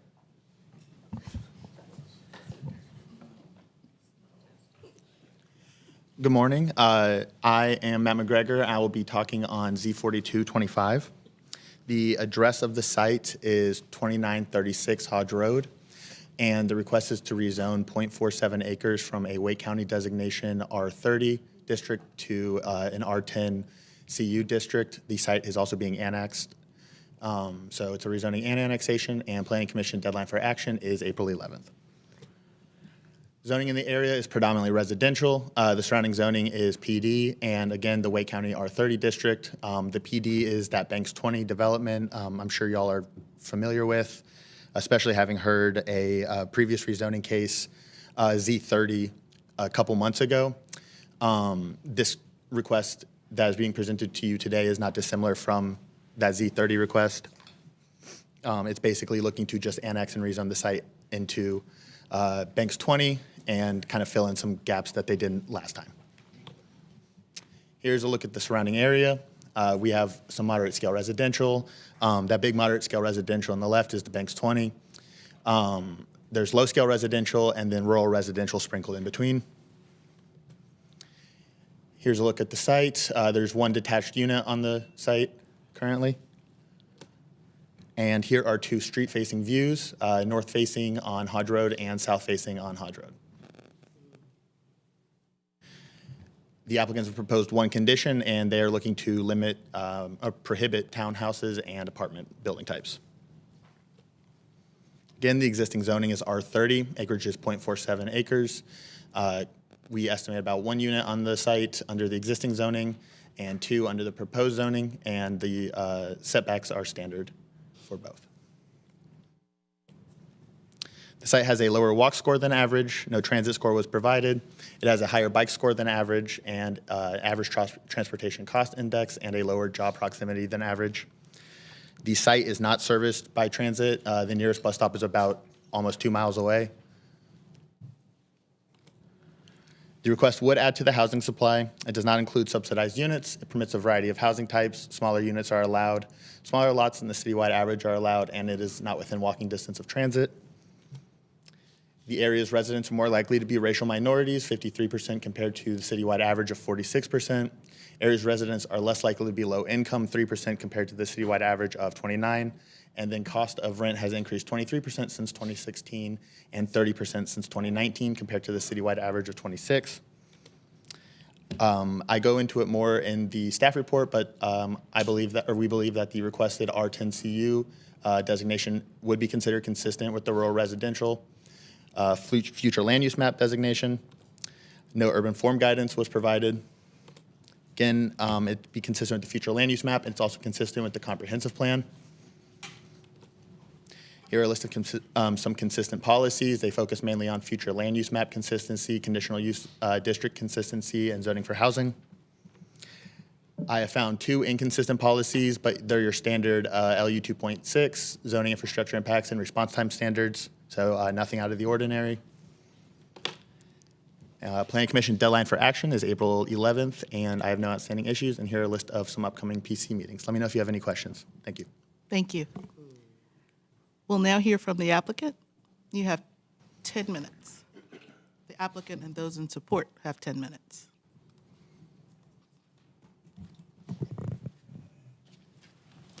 Good morning, Molly Stewart, Morningstar Law Group. Here on behalf of the applicant Mungo Homes, I also have with me Kippy Prevoznek from Mungo Homes. I will not take anything like 10 minutes this morning and have only a couple of slides for you, mostly to clarify that you are not seeing double here. This was the previous rezoning case that I brought to you, very similar, becoming part of that Banks 20 project. All of that pink you see is that PD zoning, but within the PD there are base districts, and the area fully surrounding the site that we're looking at today, which is still marked rural residential here, it has a base district of RX. So to make it more consistent, to bring it in as part of the development, that is what the site would look like. It is essentially the backyards of 3 homes, as well as completing the streetscape along Hodge Road. And with that, I will conclude and be available for questions. Thank you. Thank you. Is there anyone else who wishes to speak in support of this case? Are there people here to speak in opposition to the case? Okay, seeing none, we'll bring it back to the table for commissioner questions and comments. Excellent. I'll entertain a motion. I move to recommend adoption of the proposed consistency statement dated February 10th, 2026, contained in the agenda materials, and to recommend approval of the zoning amendment. Have a second? Second. Any further discussion? All in favor? Any opposed? Great, that's unanimous. Thank you. All right. Our last new business item, F3, rezoning Z4925, 319 South King Charles Road. We'll hear from staff.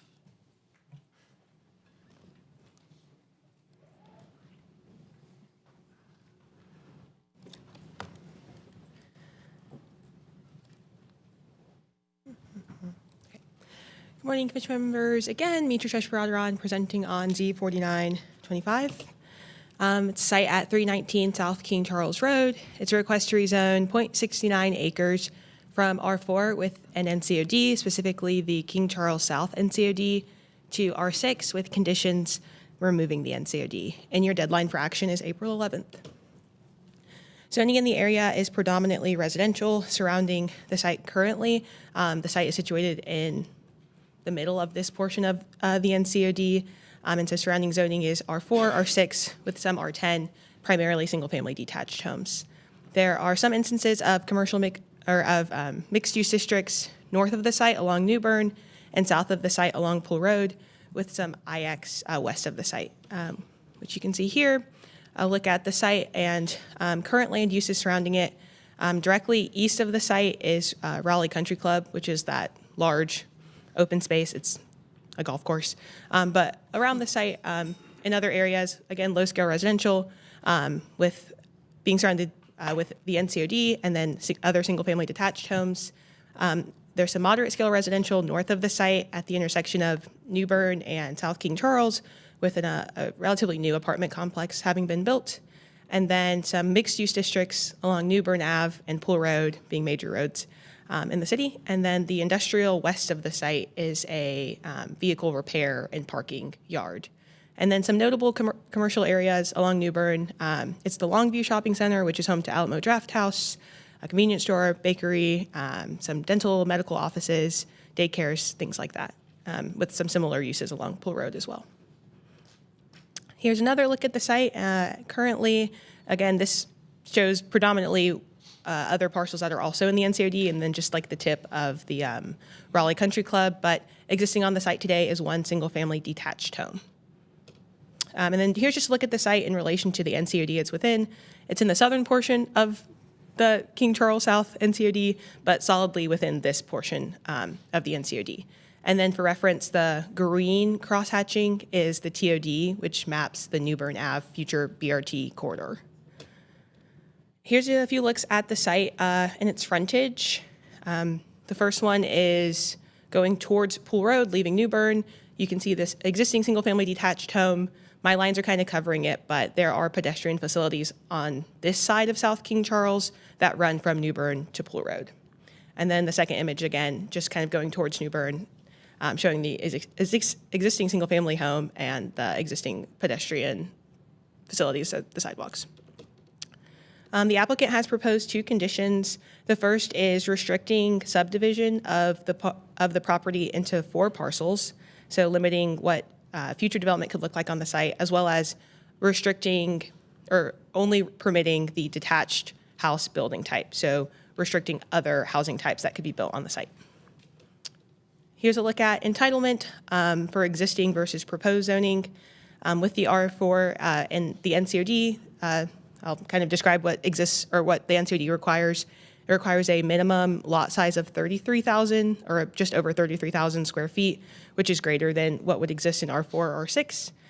So it comes up to a maximum unit number of 2, which is like the duplex building type. And then some other requirements for the NCOD are a cap for height to 2 stories, a larger minimum lot width, and then larger front yard setbacks, which is at 76 feet. Then moving to proposed zoning with the R6 and then removing the NCOD, you get a maximum of 4 units, but that's driven by the proposed condition restricting development on the site and then the related setbacks as well. That just exists with the R6 space district. Overall, the site has better access to is more walkable and bikeable than other areas in the city on average. Residents in this area have better access to transit and subsequently have lower transportation costs, and they have better proximity to jobs. This is because it's near some commercial opportunities on New Bern, served by transit, and like a mile or so west of, I guess, east of downtown. The site is served by 2 Go Raleigh transit stops, one on Pool Road, which is the closest, and then one on New Bern Ave, both within walking distance. In terms of affordability, the request does not include any subsidized units, but it does add to the overall housing supply by permitting additional units to be developed on the site. However, proposed conditions limit housing variety by only allowing the detached house building type to be developed on the site. But overall, smaller units are permitted on smaller lots within walking distance of transit, employment opportunities, et cetera. In terms of demographics and land use history, there's a higher percentage of people of color that live in this area than the city on average, nearly double. And residents in this area are also more likely to be lower income. And then median gross rents in this area have risen similarly to the citywide average, just trailing just behind, but relatively both rising at 25%. Overall, the request is consistent with the future land use map designation of low-scale residential for this area. It's not eligible to apply frontage because it's a residential-based district, but it does have some urban form guidance. It's within a frequent transit area, and it also is pretty adjacent to the BRT station area, again, being the New Bern BRT. So there's some policy recommendations for increased density and housing variety because of this urban form guidance. And then I'll note that being within the frequent transit area does make it eligible to be developed under the Frequent Transit Development Option, or FTDO. However, with being within the NCOD, that's not allowed because the NCOD controls. And then removing the NCOD would introduce that, but proposed conditions limit it again. So just wanted to clarify that. Overall, the request is consistent with the comprehensive plan. A number of policies, it's consistent with the future land use map. It allows for compact development on the site in a similar pattern to what exists currently. It allows for also additional density near future transit, and then it is just in the edge of the station area plan as well. Some inconsistent policies were also identified. These are related to coming out of the NCOD because it does sit in the middle of that portion of the NCOD. And then also missing middle housing and housing variety being inconsistent because proposed conditions are limiting what housing types can be developed on the site. Your deadline for action is April 11th. There are no outstanding issues, and those are your upcoming dates. I'm happy to answer any questions, and the applicant also has a presentation. Thank you. Yeah. We'll now hear from the applicant. The applicant and those in support have 10 minutes.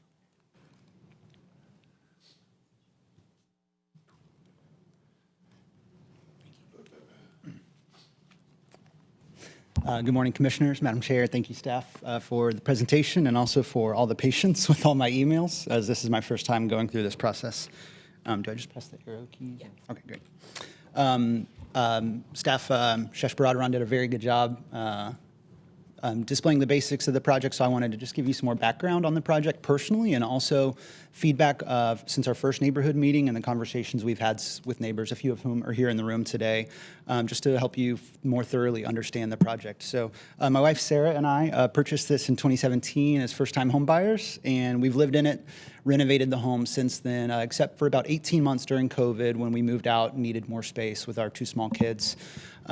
We have moved back in. We love living downtown. We love walkability, bikeability. We go to the Longview Shopping Center for multiple businesses there, multiple times a week.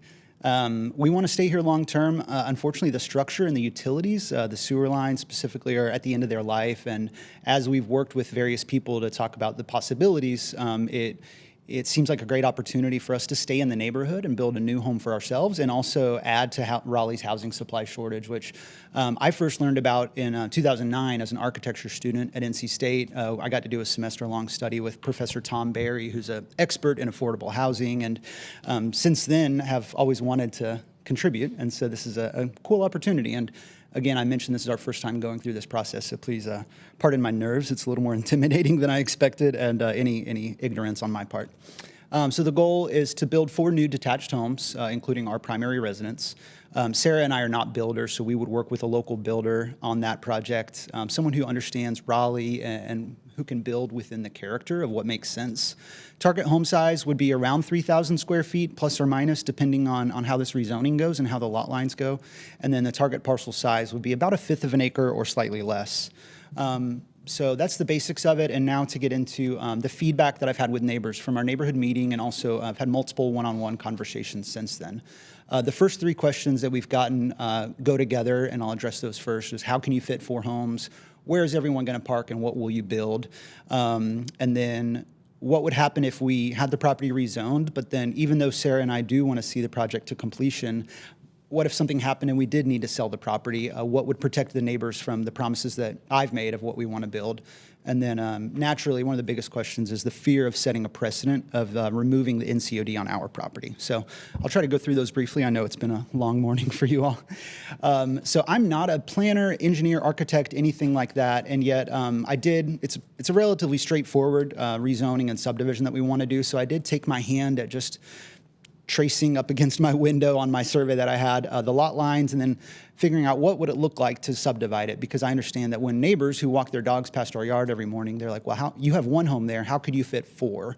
And so our home currently sits at that middle green T intersection, and if we were to subdivide into 4 lots, as we've conditioned, it would allow for 4 lots, all about 65 or 70 feet wide. You can see 2 of them would face King Charles Road to the south, and then 2 of them would face Peel Place to the left.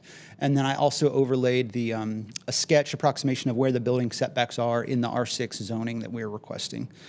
So to do an exercise, again, this is not a submitted site plan or anything. This is just a draft to show neighbors and the public and commissioners what we could build here. If we used a 40 by 40 building footprint, that'd be 1,600 square feet. And for a 2-story home, that'd be approximately 3,200 square feet. And so you can see in option 1, if there were no garage and it were a 2-story home, it would look approximately like this from above. You can see where a home might fit. Now, we most likely won't build a 40 by 40 perfect square, so they could be wider or more skinnier, but just in the essence of showing the building blocks of how homes can fit on the site, this is what it would look like. Certainly smaller yards than currently exist. Or if we were to include a 2-car garage in that on the first floor, kind of carve that out, say 400 or 500 square feet for a 2-car garage, that would be about a 2,800 square foot home. And as you see in this drawing, the way the homes are situated within the setbacks, there is room for 2 off-street parkings on each one. So to address those first 3 questions of how can you fit 4 homes and where will everyone park, we've got at least 2 off-street parking spots, if not 4, if there's a garage included. And then lastly, what are we going to build? So I have a few examples of homes that exist in Raleigh, not to show the architecture that my wife and I plan, although it is somewhat similar here. We don't have a plan in mind, and part of the reason for this, as one of my neighbors noted, is I'm learning through the rezoning process, you don't spend money yet with an architect or an engineer until you know what's approved. And so I can show you some examples of what exists in Raleigh of homes of this size on this size lot. And so you see at the top there, this is just for scale purposes only to show example of this looks great on paper maybe, or maybe it doesn't, maybe it's confusing. Here's what these kind of things actually look like in Raleigh now. So every one of these homes is between 2,500 and 3,300 square feet on this exact size acreage, 0.15 to 0.2. And they have the addresses in the neighborhoods there at the bottom. So here's a recent build in the East Whitaker Mill area in the High Mount neighborhood with no garage. I've got 2 examples that are more historic. I believe these are from the 1920s or 30s. This one is in Forest Park. You can see the front of the home, and this is actually the rear of the home. It has a detached garage parking area, and this is its backyard. That's in the Forest Park area over near the Village District. There's a good example in Boylan Heights. This one's actually on a corner lot, which has a rear alley, also within these size and space of lot dimensions. Here's an example in Oakwood North. This is a more modern example. As you'll notice, a lot of these have garages. This one has a 2-car garage and a screen porch, and still a very enjoyable yard. These are not hyper-modern, tight, tiny homes by any means. Here's an example in Wilmot, which is over by Meredith College area near Wade Avenue. Very nice flat yard where folks can play, or a dog or whatever. And a more modern example in the Mordecai neighborhood with a 2-car garage and a fenced yard as well. So to address the last 2 questions, this one I didn't anticipate, and I was thankful the neighbors brought it up. What if Sarah and I got this property rezoned and we only plan to build 4 single-family homes, but God forbid something happens to one of us, we need to sell the property, and then some developer from New York City builds 15 townhomes. There is actually a development I can see from my front yard, and it borders the NCOD, which is why they're able to do this. It's a ½ acre, so a lot smaller, and there's 12 townhomes under construction right now. That's totally cool. I have no problem with that. In my opinion, it doesn't really fit with the character of the neighborhood, which is partially why we're self-conditioning to single-family homes. And also, we did add that condition of 4 homes and also only detached homes. So it's kind of a mix. I know that the city comprehensive plan does want more missing middle, more duplexes and townhomes. I also support that. However, I also want to be respectful of the NCOD and the neighbors that exist. And the feedback we've gotten is that they don't want us to sell the property and then someone else come and build townhomes. So lastly, fear of setting a precedent of NCOD removal. I totally respect this. It's a little bit outside of my control, so I want to acknowledge it for everyone. Sarah and I are not asking for a blanket text change to the entire NCOD. That's what this process is for. The Planning Commission and then City Council ultimately has the final say, and I know that not all these requests get approved. I do think that this is not going to be the first of many dominoes because not all parcels in this NCOD specifically have the same opportunities that Sarah and I have. We're on a corner lot with 370 feet of street frontage, so to be able to get 4 lots on our property is much more possible than many other properties in the NCOD. I like to say our lot is pancake flat, so we have no topography issues. We're feet from the BRT that's going in, and we are one of the few properties, I have no idea why, but when I looked at the Longview Gardens Historic District, which you can see here shaded in red, our property was not included. And when you go and look at that application document, I forget how long it is, maybe 80 or 90 page PDF document listing a few hundred properties in this area, our property is not mentioned. They mentioned contributing properties and non-contributing properties. For whatever reason, our home was not included. And so I know that almost every home you see here, it would be much more difficult to argue to remove this NCOD because they are mentioned as contributing historic homes. And lastly, too, I think if our home were to be removed, I want to show, city staff mentioned the 4 requirements for the NCOD. The first 2 requirements for this NCOD address the lot. That's 0.77 acres approximately, and the lot width needs to be 144 feet. And when I was looking into this, I was surprised because my lot is huge. We love it, and yet it's non-complying here for what exists. And as I looked through a few of the lots, I thought, wait a minute, none of these really even fit. And then the structure is the last 2, the minimum setback of 76 feet. Building height of 2 stories. I've got about 45 seconds left, so I'll be brief. I went through Wake County GIS and actually looked at all 273 parcels in this NCOD, and I was really surprised that when you look at the first 2 lot requirements here and then the last 2 structure, 59% of the parcels don't meet either of those lot requirements. They're not big enough or wide enough. About 14% of them have one or the other lot requirement, so they might be big enough but not wide enough or vice versa.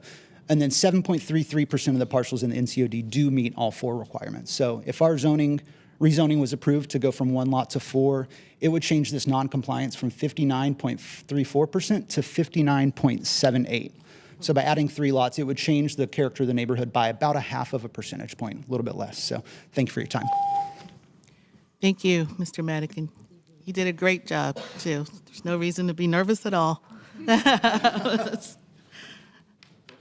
I think it's always comical to me that the big bad developers are always from New York City. You notice that? They're always from New York City.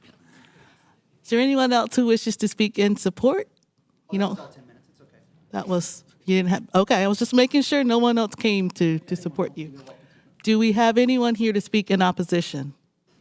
I'm in support. He hit on pretty much everything that I had in mind. Jordan's my direct neighbor. And I'm his direct neighbor. He lives behind me. Great, thank you. Thank you, Jordan. So you're here to speak in opposition, sir?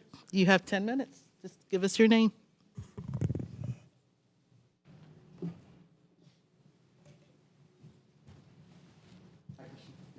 Good seeing you. Christian Anastasiadis. I did send an email last night. Just felt like writing. I actually live on 2342 New Bern Avenue, and I'm also the Chief Operating Officer for McConnell Golf Raleigh Country Club. Good presentation. I did make a note that the King Charles neighborhood is the first planned subdivision in the city of Raleigh. Let's not forget that. And at its core stands Donald Ross's last design, 1948. Let me hit a couple things here. The neighborhood overlay was put in place, supported by all of us in 2005, approved by the city of Raleigh. It was adopted because the neighborhood is historic, cohesive, and architectural consistent. Now, if the lot sizes don't match everything that is currently in place, they're all grandfathered in. It applies to new buildings, as we all know that. The addition, conditions when they, what happens when you move, when you leave, conditions are temporary. They can change, and so conditions are very, very difficult to base a decision today. Let's keep in mind that the BRT, I think the closest stop for the BRT will be Wake Met. That's 3 miles away from where this house is. So increased density without meaningful corresponding transit system or services, it's not there. Pedestrian improvements, let's note the parking, street parking, especially if you want to put in bike lanes, there will be no street parking available. Or binding affordability requirements does not advance equitable housing policy, and it does not align with the original planning intent of the King Charles Longview Garden subdivision. So I think our community, King Charles Longview Garden, the residents have relied on the city's adopted planning tools, accepted development limitations, and preserved neighborhood character in good faith. Those commitments should not be undermined to accommodate speculative, and it will be speculative, redevelopment on a single lot, 0.69 acres. As we know, we do not know where you're going to go next year. But thank you so much. Thank you. Just double checking. Anyone else to speak in opposition? All right. Thank you very much. Bringing it back to the table.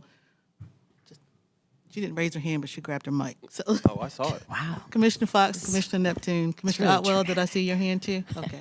Fox, Neptune, Otwell. Wow, I don't have anything that dramatic to say. No, I was actually going to say I appreciated your breakdown of the NCOD in that way. That was very helpful for me. I tried to do that myself when we were talking about NCODs, because on first blush, when I looked at it and thought about the character of the road, it felt very much like a spot zoning, like it would be a little island.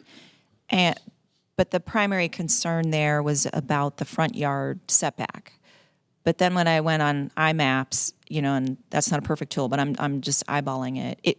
It didn't meet that 76-foot setback anyway. So the delta, the delta of change is less significant to me. So again, at first pass, I was likely a hard no, but acknowledging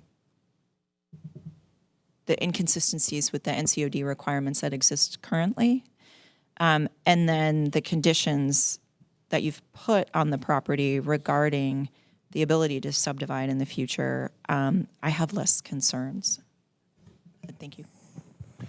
Thank you, Madam Chair, and Commissioner Fox. I would just echo the same. I really appreciated the thoughtfulness of the applicant in, doing the research, sharing this presentation with the commission, with the public, the engagement with the neighborhood.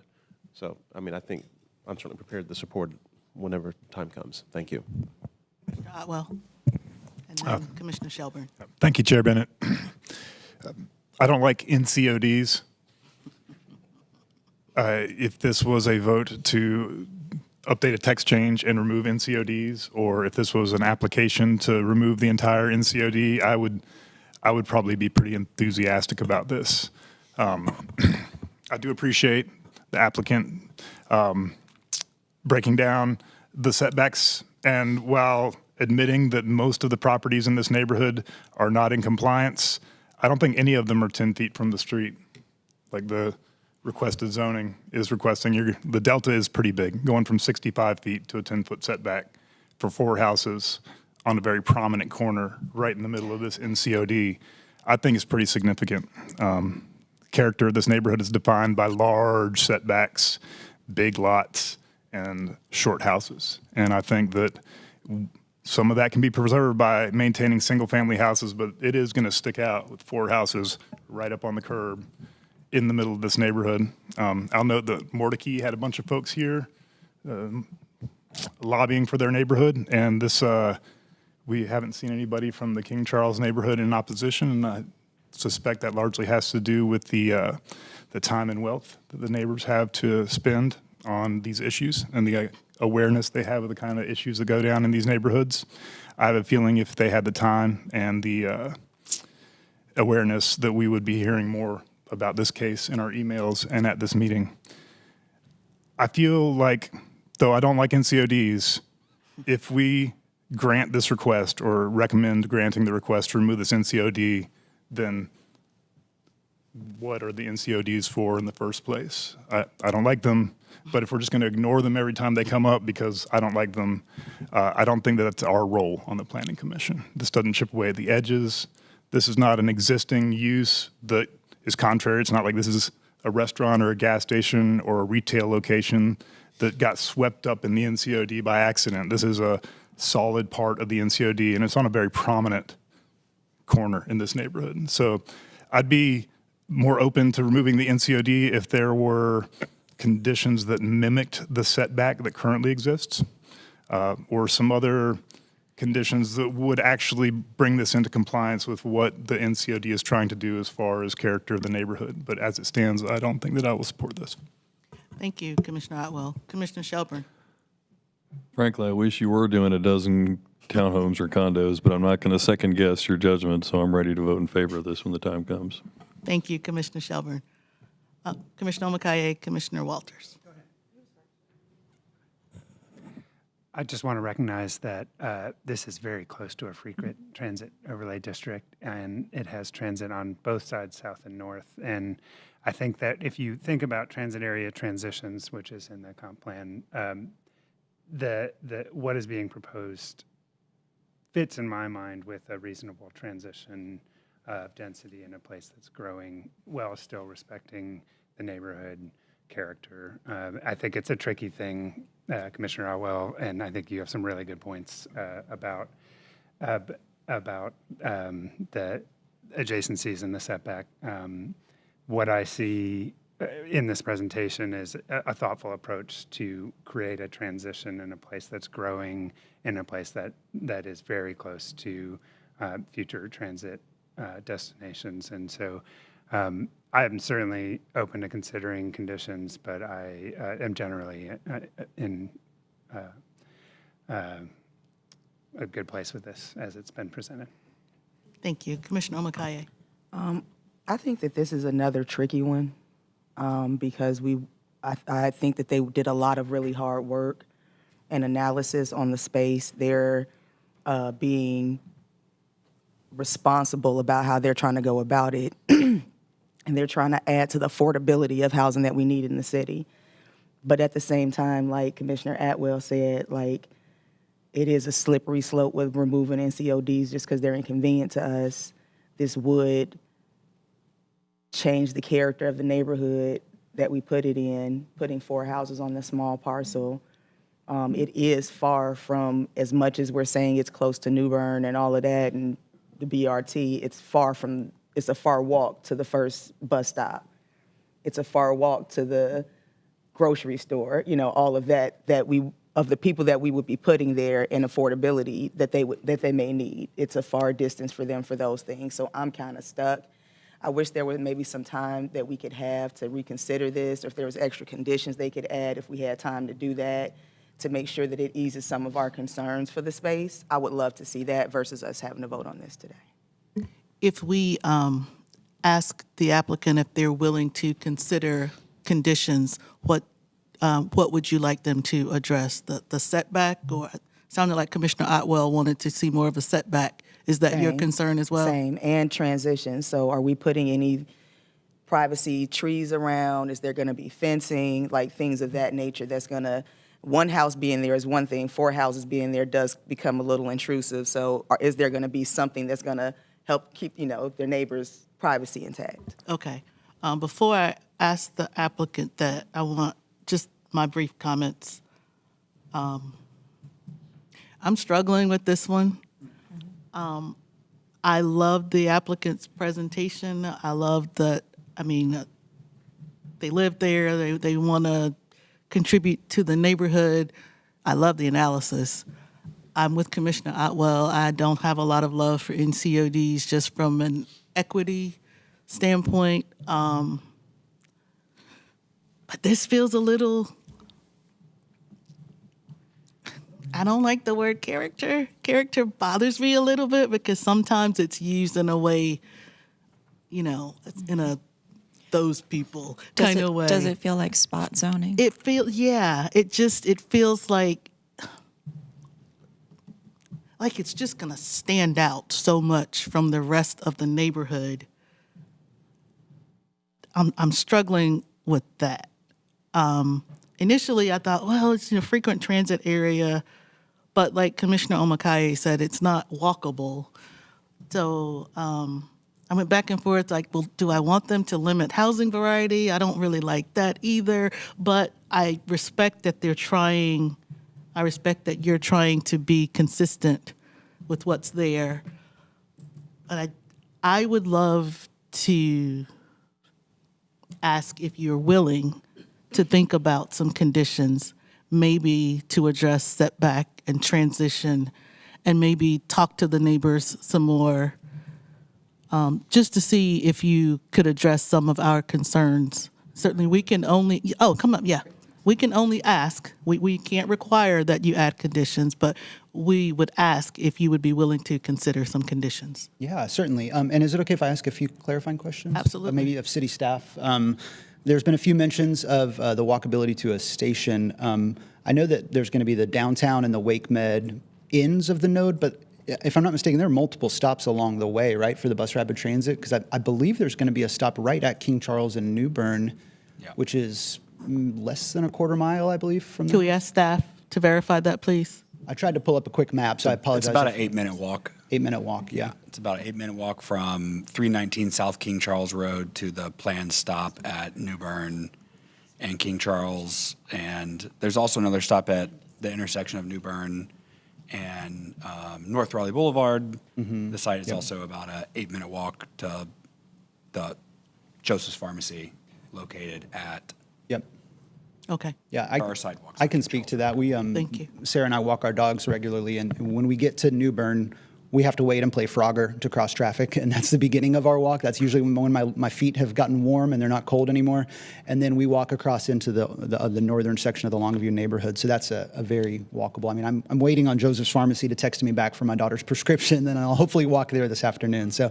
I know that I'm a very able-bodied, so I respect that for other people it may be a more difficult walk. So I don't mean to trivialize the distance, but there will be quite accessible proximity there. And it was, I believe, Commissioner Otwell, is that correct? You mentioned the setbacks and also something else to mention too. The King Charles neighborhood the NCOD does currently restrict to 2 stories. I believe if we rezoned, it would allow us to go higher. I know Sarah and I only plan to build 2-story homes. We're happy to add that as a condition, I can say now. In terms of setbacks, I would just need to look at the lots and see how much that would cramp the construction in terms of backyard space. We are honestly big fans. We don't actually like, this is just personal preference. We kind of wish our homes were closer because we're front porch people. We've known our neighbors for 8, 9, 10 years. A lot of the old historic neighbors too, before it has started to turn over. And a lot of them like to sit on their front porch too. And when we walk by, we like to chat. And it's sometimes the newer neighbors who come home and shut their doors and only play in their backyards. And so, I'm happy to discuss a setback as much as it reflects the character of the neighborhood 100%, and as long as it makes sense from a front yard, backyard perspective. Perhaps we could design homes that are more squashed front to back and wider, so that way it allows a size home that makes sense with front and backyard. So that would, 2-story max, I'm happy to commit to now, and I know we're not adding conditions at this stage, but would happy to come back and revisit with that condition added and some sort of setback. If it's 30 feet or 40 feet, something along those lines, I'd love to look into and see what we could do. And Commissioner Neptune, you had a question? Oh, I'm sorry, that's your job. Excuse me. He kept looking at me. I didn't. Thank you, Mr. Madigan. Just for the good of the table, I wanted to acknowledge I previously lived less than a block away from this property it was Golf Course Drive, so I was right next to the golf course. And, I think as many folks know, I'm an active pedestrian and cyclist and would often walk up to New Bern and, to the Alamo Theater, or I would bike and, of course, do the Frogger across New Bern to go visit, friends in Longview. And then, of course, you can cut through Longview and then get downtown pretty easily from there. I'm just acknowledging, just kind of for the good of the table, as far as a lived experience. I was there for years and loved it, frankly, And so I just would, again, share that for the good of the table. And, again, echo, I do appreciate, I think, the range of, sort of comments and concerns, I think, with regard to, the setback and, how exactly this would fit within just the general sort of keeping of the neighborhood. if there is a capacity to address that, Mm-hmm. you know, while finding ourselves, you know, yet with, you know, 2, 3 additional homes kind of on this lot, gosh, I tell you, if I had the resources, I'd buy one of those properties right now. So anyways, I just appreciate the conversation, and again, for the good of the table. I certainly You're buying a wasn't- lot of properties based on houses today. with no money.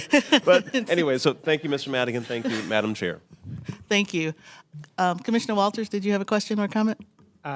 Well, I just have a point of clarification, and maybe it's after this discussion. Oh, okay. With Patrick. Okay. For city staff. Oh, and I had one last question for staff as well. If we did add a condition of 2 stories or a certain amount of feet, is that allow for like a two floors and then like a walk-up attic, or maybe what's the definition of a story, I guess, in that regard? Is there a ordinance you could point me to of how staff recognizes that? We can advise you and talk through the trade-offs. Okay, wonderful. When, Yep. when we get there. Yeah, perfect. So it sounds like we're going to defer this. Would our next meeting be okay? So just to clarify, process, so for consideration at your next meeting on February 24, the applicant would need to submit unsigned conditions by Friday of this week. If that feels, well, I think that's really the applicant's question, not ours, right? I Right. don't know what he feels. Do up you to. feel comfortable And coming? so then the question would be the 224 or the 310, and for 310, materials would be due, what, like on the last day of February, 27th of February? Okay. I'm happy to submit documents by Friday. And you mentioned unsigned. I know in the past I needed to make sure my revised condition page was signed. So that's, this Yeah, time it would be an unsigned condition. Unsigned for Friday, and then we'll need signatures Okay. in advance, but in advance of Yeah, I think that. the yeah. first deadline is unsigned, the second deadline. Yeah, so 2 weeks from today, and then the documents would be due before this Friday. Yeah, that works for us. Be happy to come back. Awesome. Thank you. Thank you for your time. Thank you. Commissioner Walters, do you have a question for now? Do you want to do it during your report of the members?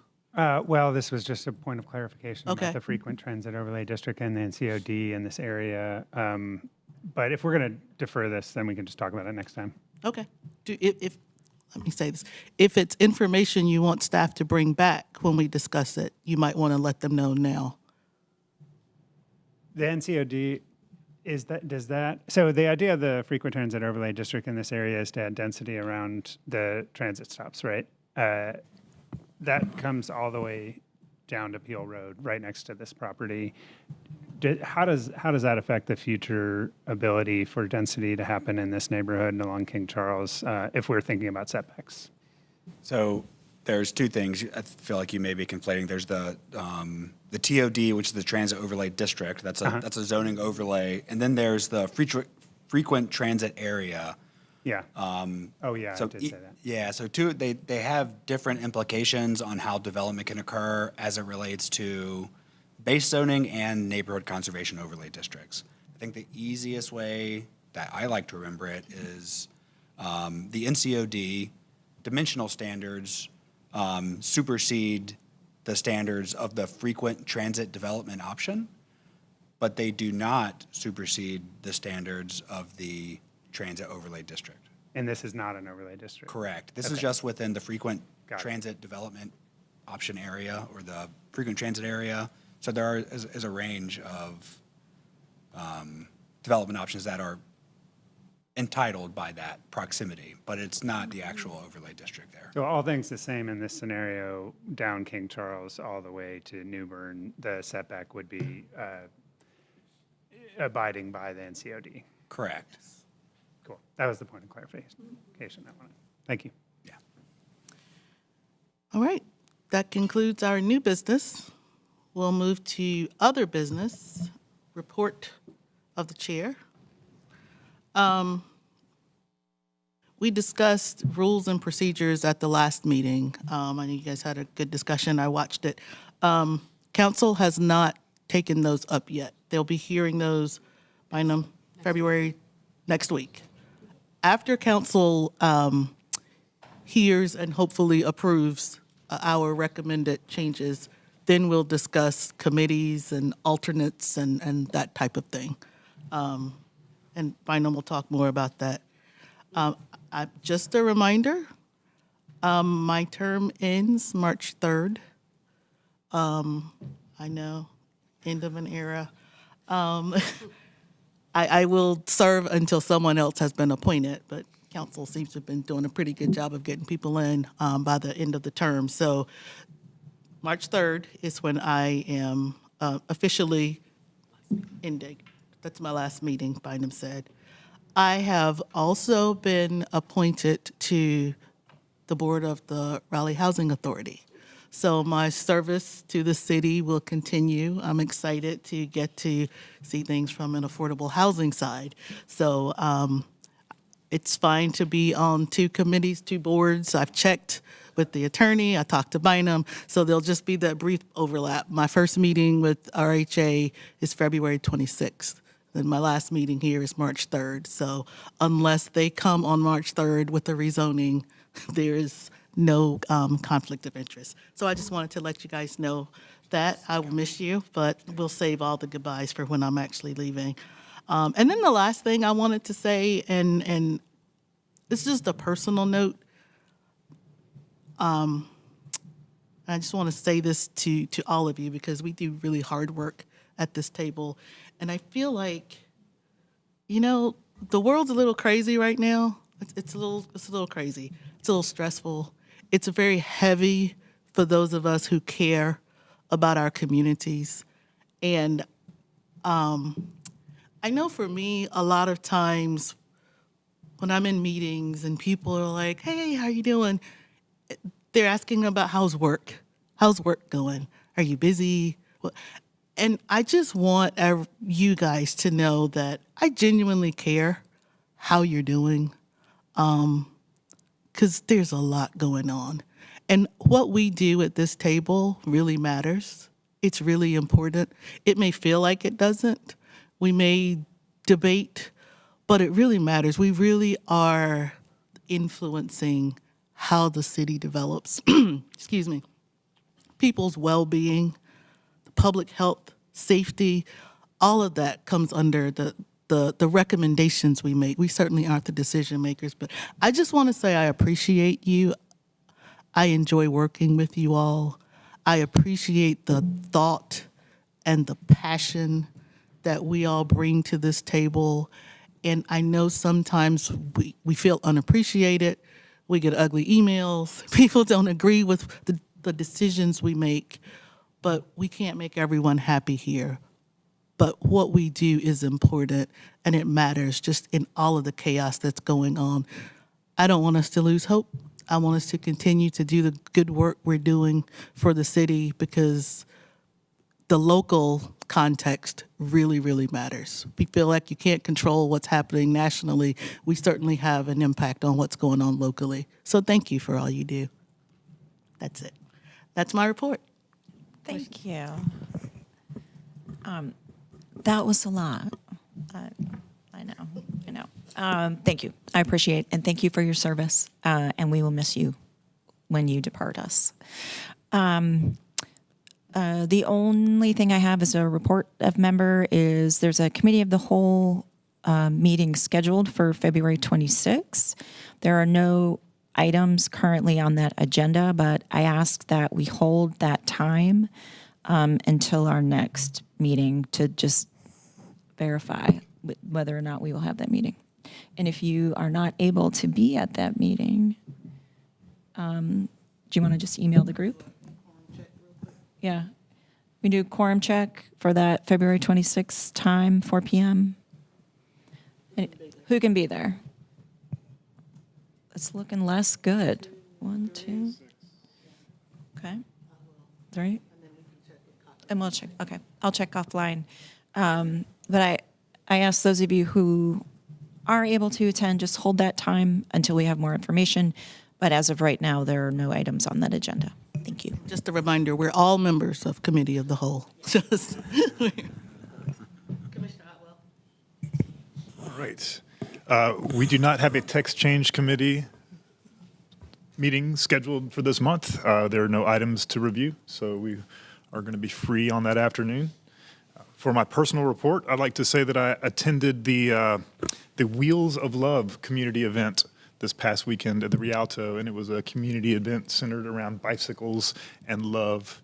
And our fellow commissioner, Nick Neptune, read a wonderful poem written by our chair, Nicole Bennett, that I found extraordinarily moving, and it was about existing in the transportation space. And I'd just encourage everybody to go find it if they can and read it, because I wouldn't do it justice. And I will say that whomever fills your shoes, Chair Bennett, I doubt that we're going to get the level of passion and eloquence that we have from you, and so it would be sorely missed. That's it from me. Thank you. Thank you, Madam Chair and Commissioner Otwell, for your kind words about the event at the Rialto on Friday evening. You know, I was going to acknowledge that the event was made so much the better because we were able to share the words of Chair Bennett, who is also a poet, for those who may not know. And I mean, I've received so many emails and notes from just members of this community. A teacher wants to use this poem in his classroom with his English students. And, you know, you had the mayor there, you had the governor in attendance that night, our council member Jane Harrison, you know, fully pregnant and about to give birth the next day, you know, she was in attendance. So I just, you know, there were a lot of just good folks out who, you know, were together acknowledging, you know, our community and like what we can do to improve our backyard. And it was an uplifting occasion. Again, made all the stronger, all the better because of the words of our chair. So I just wanted to say thank you. Commissioner Walters. So this part of the process is a little bit new to me, so I'm not sure what the bounds of what I'm supposed to say are in this report, and I wasn't really prepared. So thank you for the opportunity to be heard as a member of this group. I will just say I'm sad that I didn't get to know you a bit better, Chair Bennett, and look forward to seeing your work on the next committee that you are on. If I can have a moment to say something that just comes to mind, since you're talking about events related to planning and design in the city, as a employee of the university just down the road, and I am often looking for opportunities to foster engagement and transition at the transition between ideas at the university and action in the city. And I was so pleased to not just be a part of hosting, but be attending our Envisioning Urban Futures event that we hosted last week at the university, where we had Council Member Silver in attendance and as a speaker, speaking with many of our esteemed academics in the university. And looking out at the audience, we saw many members of our community starting to have conversations that blurred the lines between academic thought and practice out in the city of Raleigh specifically. And so to be able to be a part of this commission and seeing some of those ideas move forward into the real form and function of our city means a lot to me. So thank you all for your great comments today, and I'm glad to be a part of what's being done here. Thank you. Commissioner McKay. One, I'm sad to see you go. You have been a fantastic leader. You're gracious. Even when we disagree and bump heads, I always trust and respect your leadership. So the fact that you won't be here, though you're still going to go on and do great work and make sure that you're maintaining equity for us and community, the housing board is getting a real one with you. So I'm proud to know that you'll be moving on to still be impactful. You're not disappearing. We'll just lose you, which is sad, but you'll, of course, always be there for council, for the rest of us on this board and commission. I also want to say I'm a very passionate person. I'm passionate about community. I'm passionate about what we do here. So sometimes that passion may seem like something other than that, but just know that it comes from a place of love regardless. And sometimes love is fiery. It's not always quiet and still. So there's that.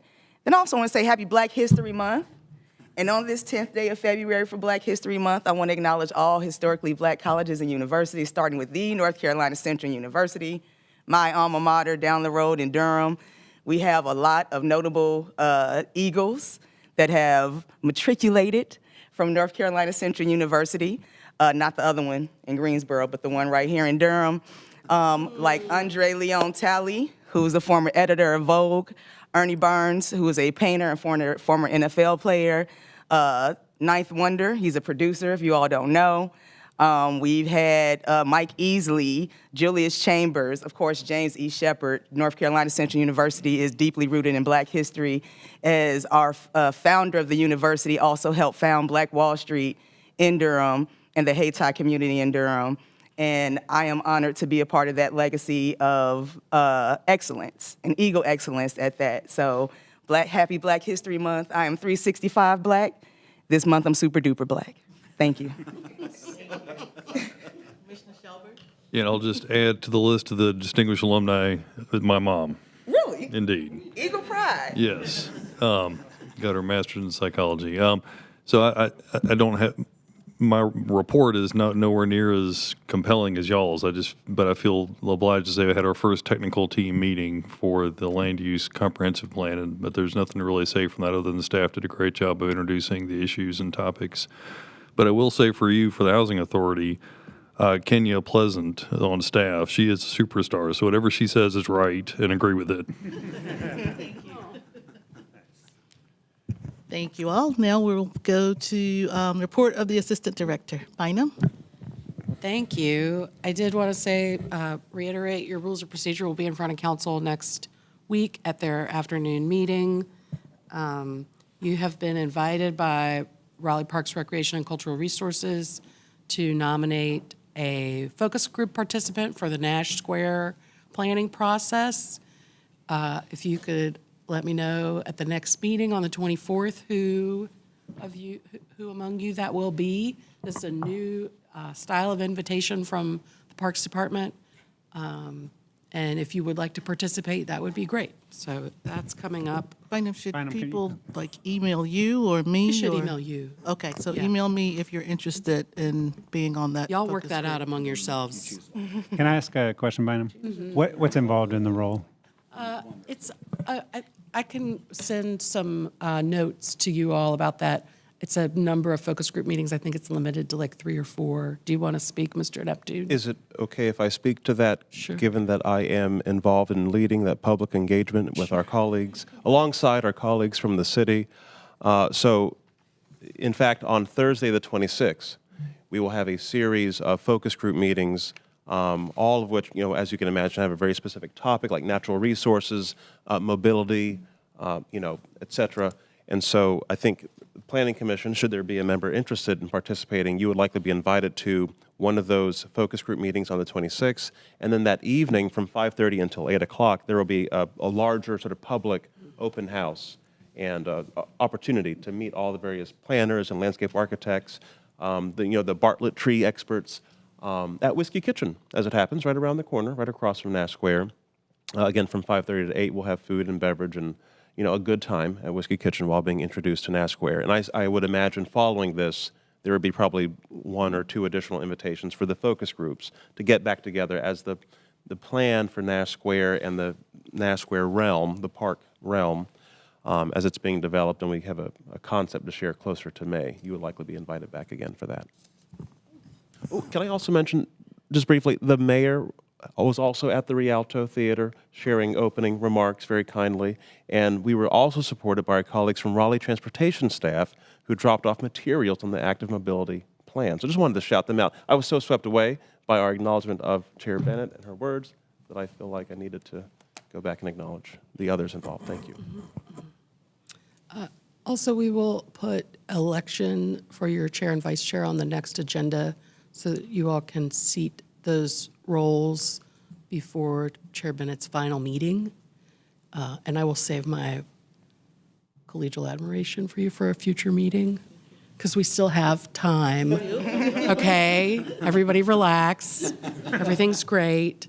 And then I do anticipate we'll see some, once the council has approved your rules of procedure, your committee structure will change, and also with the change in membership that's ahead, anticipating we will see some adjustment of committee membership in general over the coming months. Thank you. Anything else for the good of the order? Then we are adjourned. Thank you.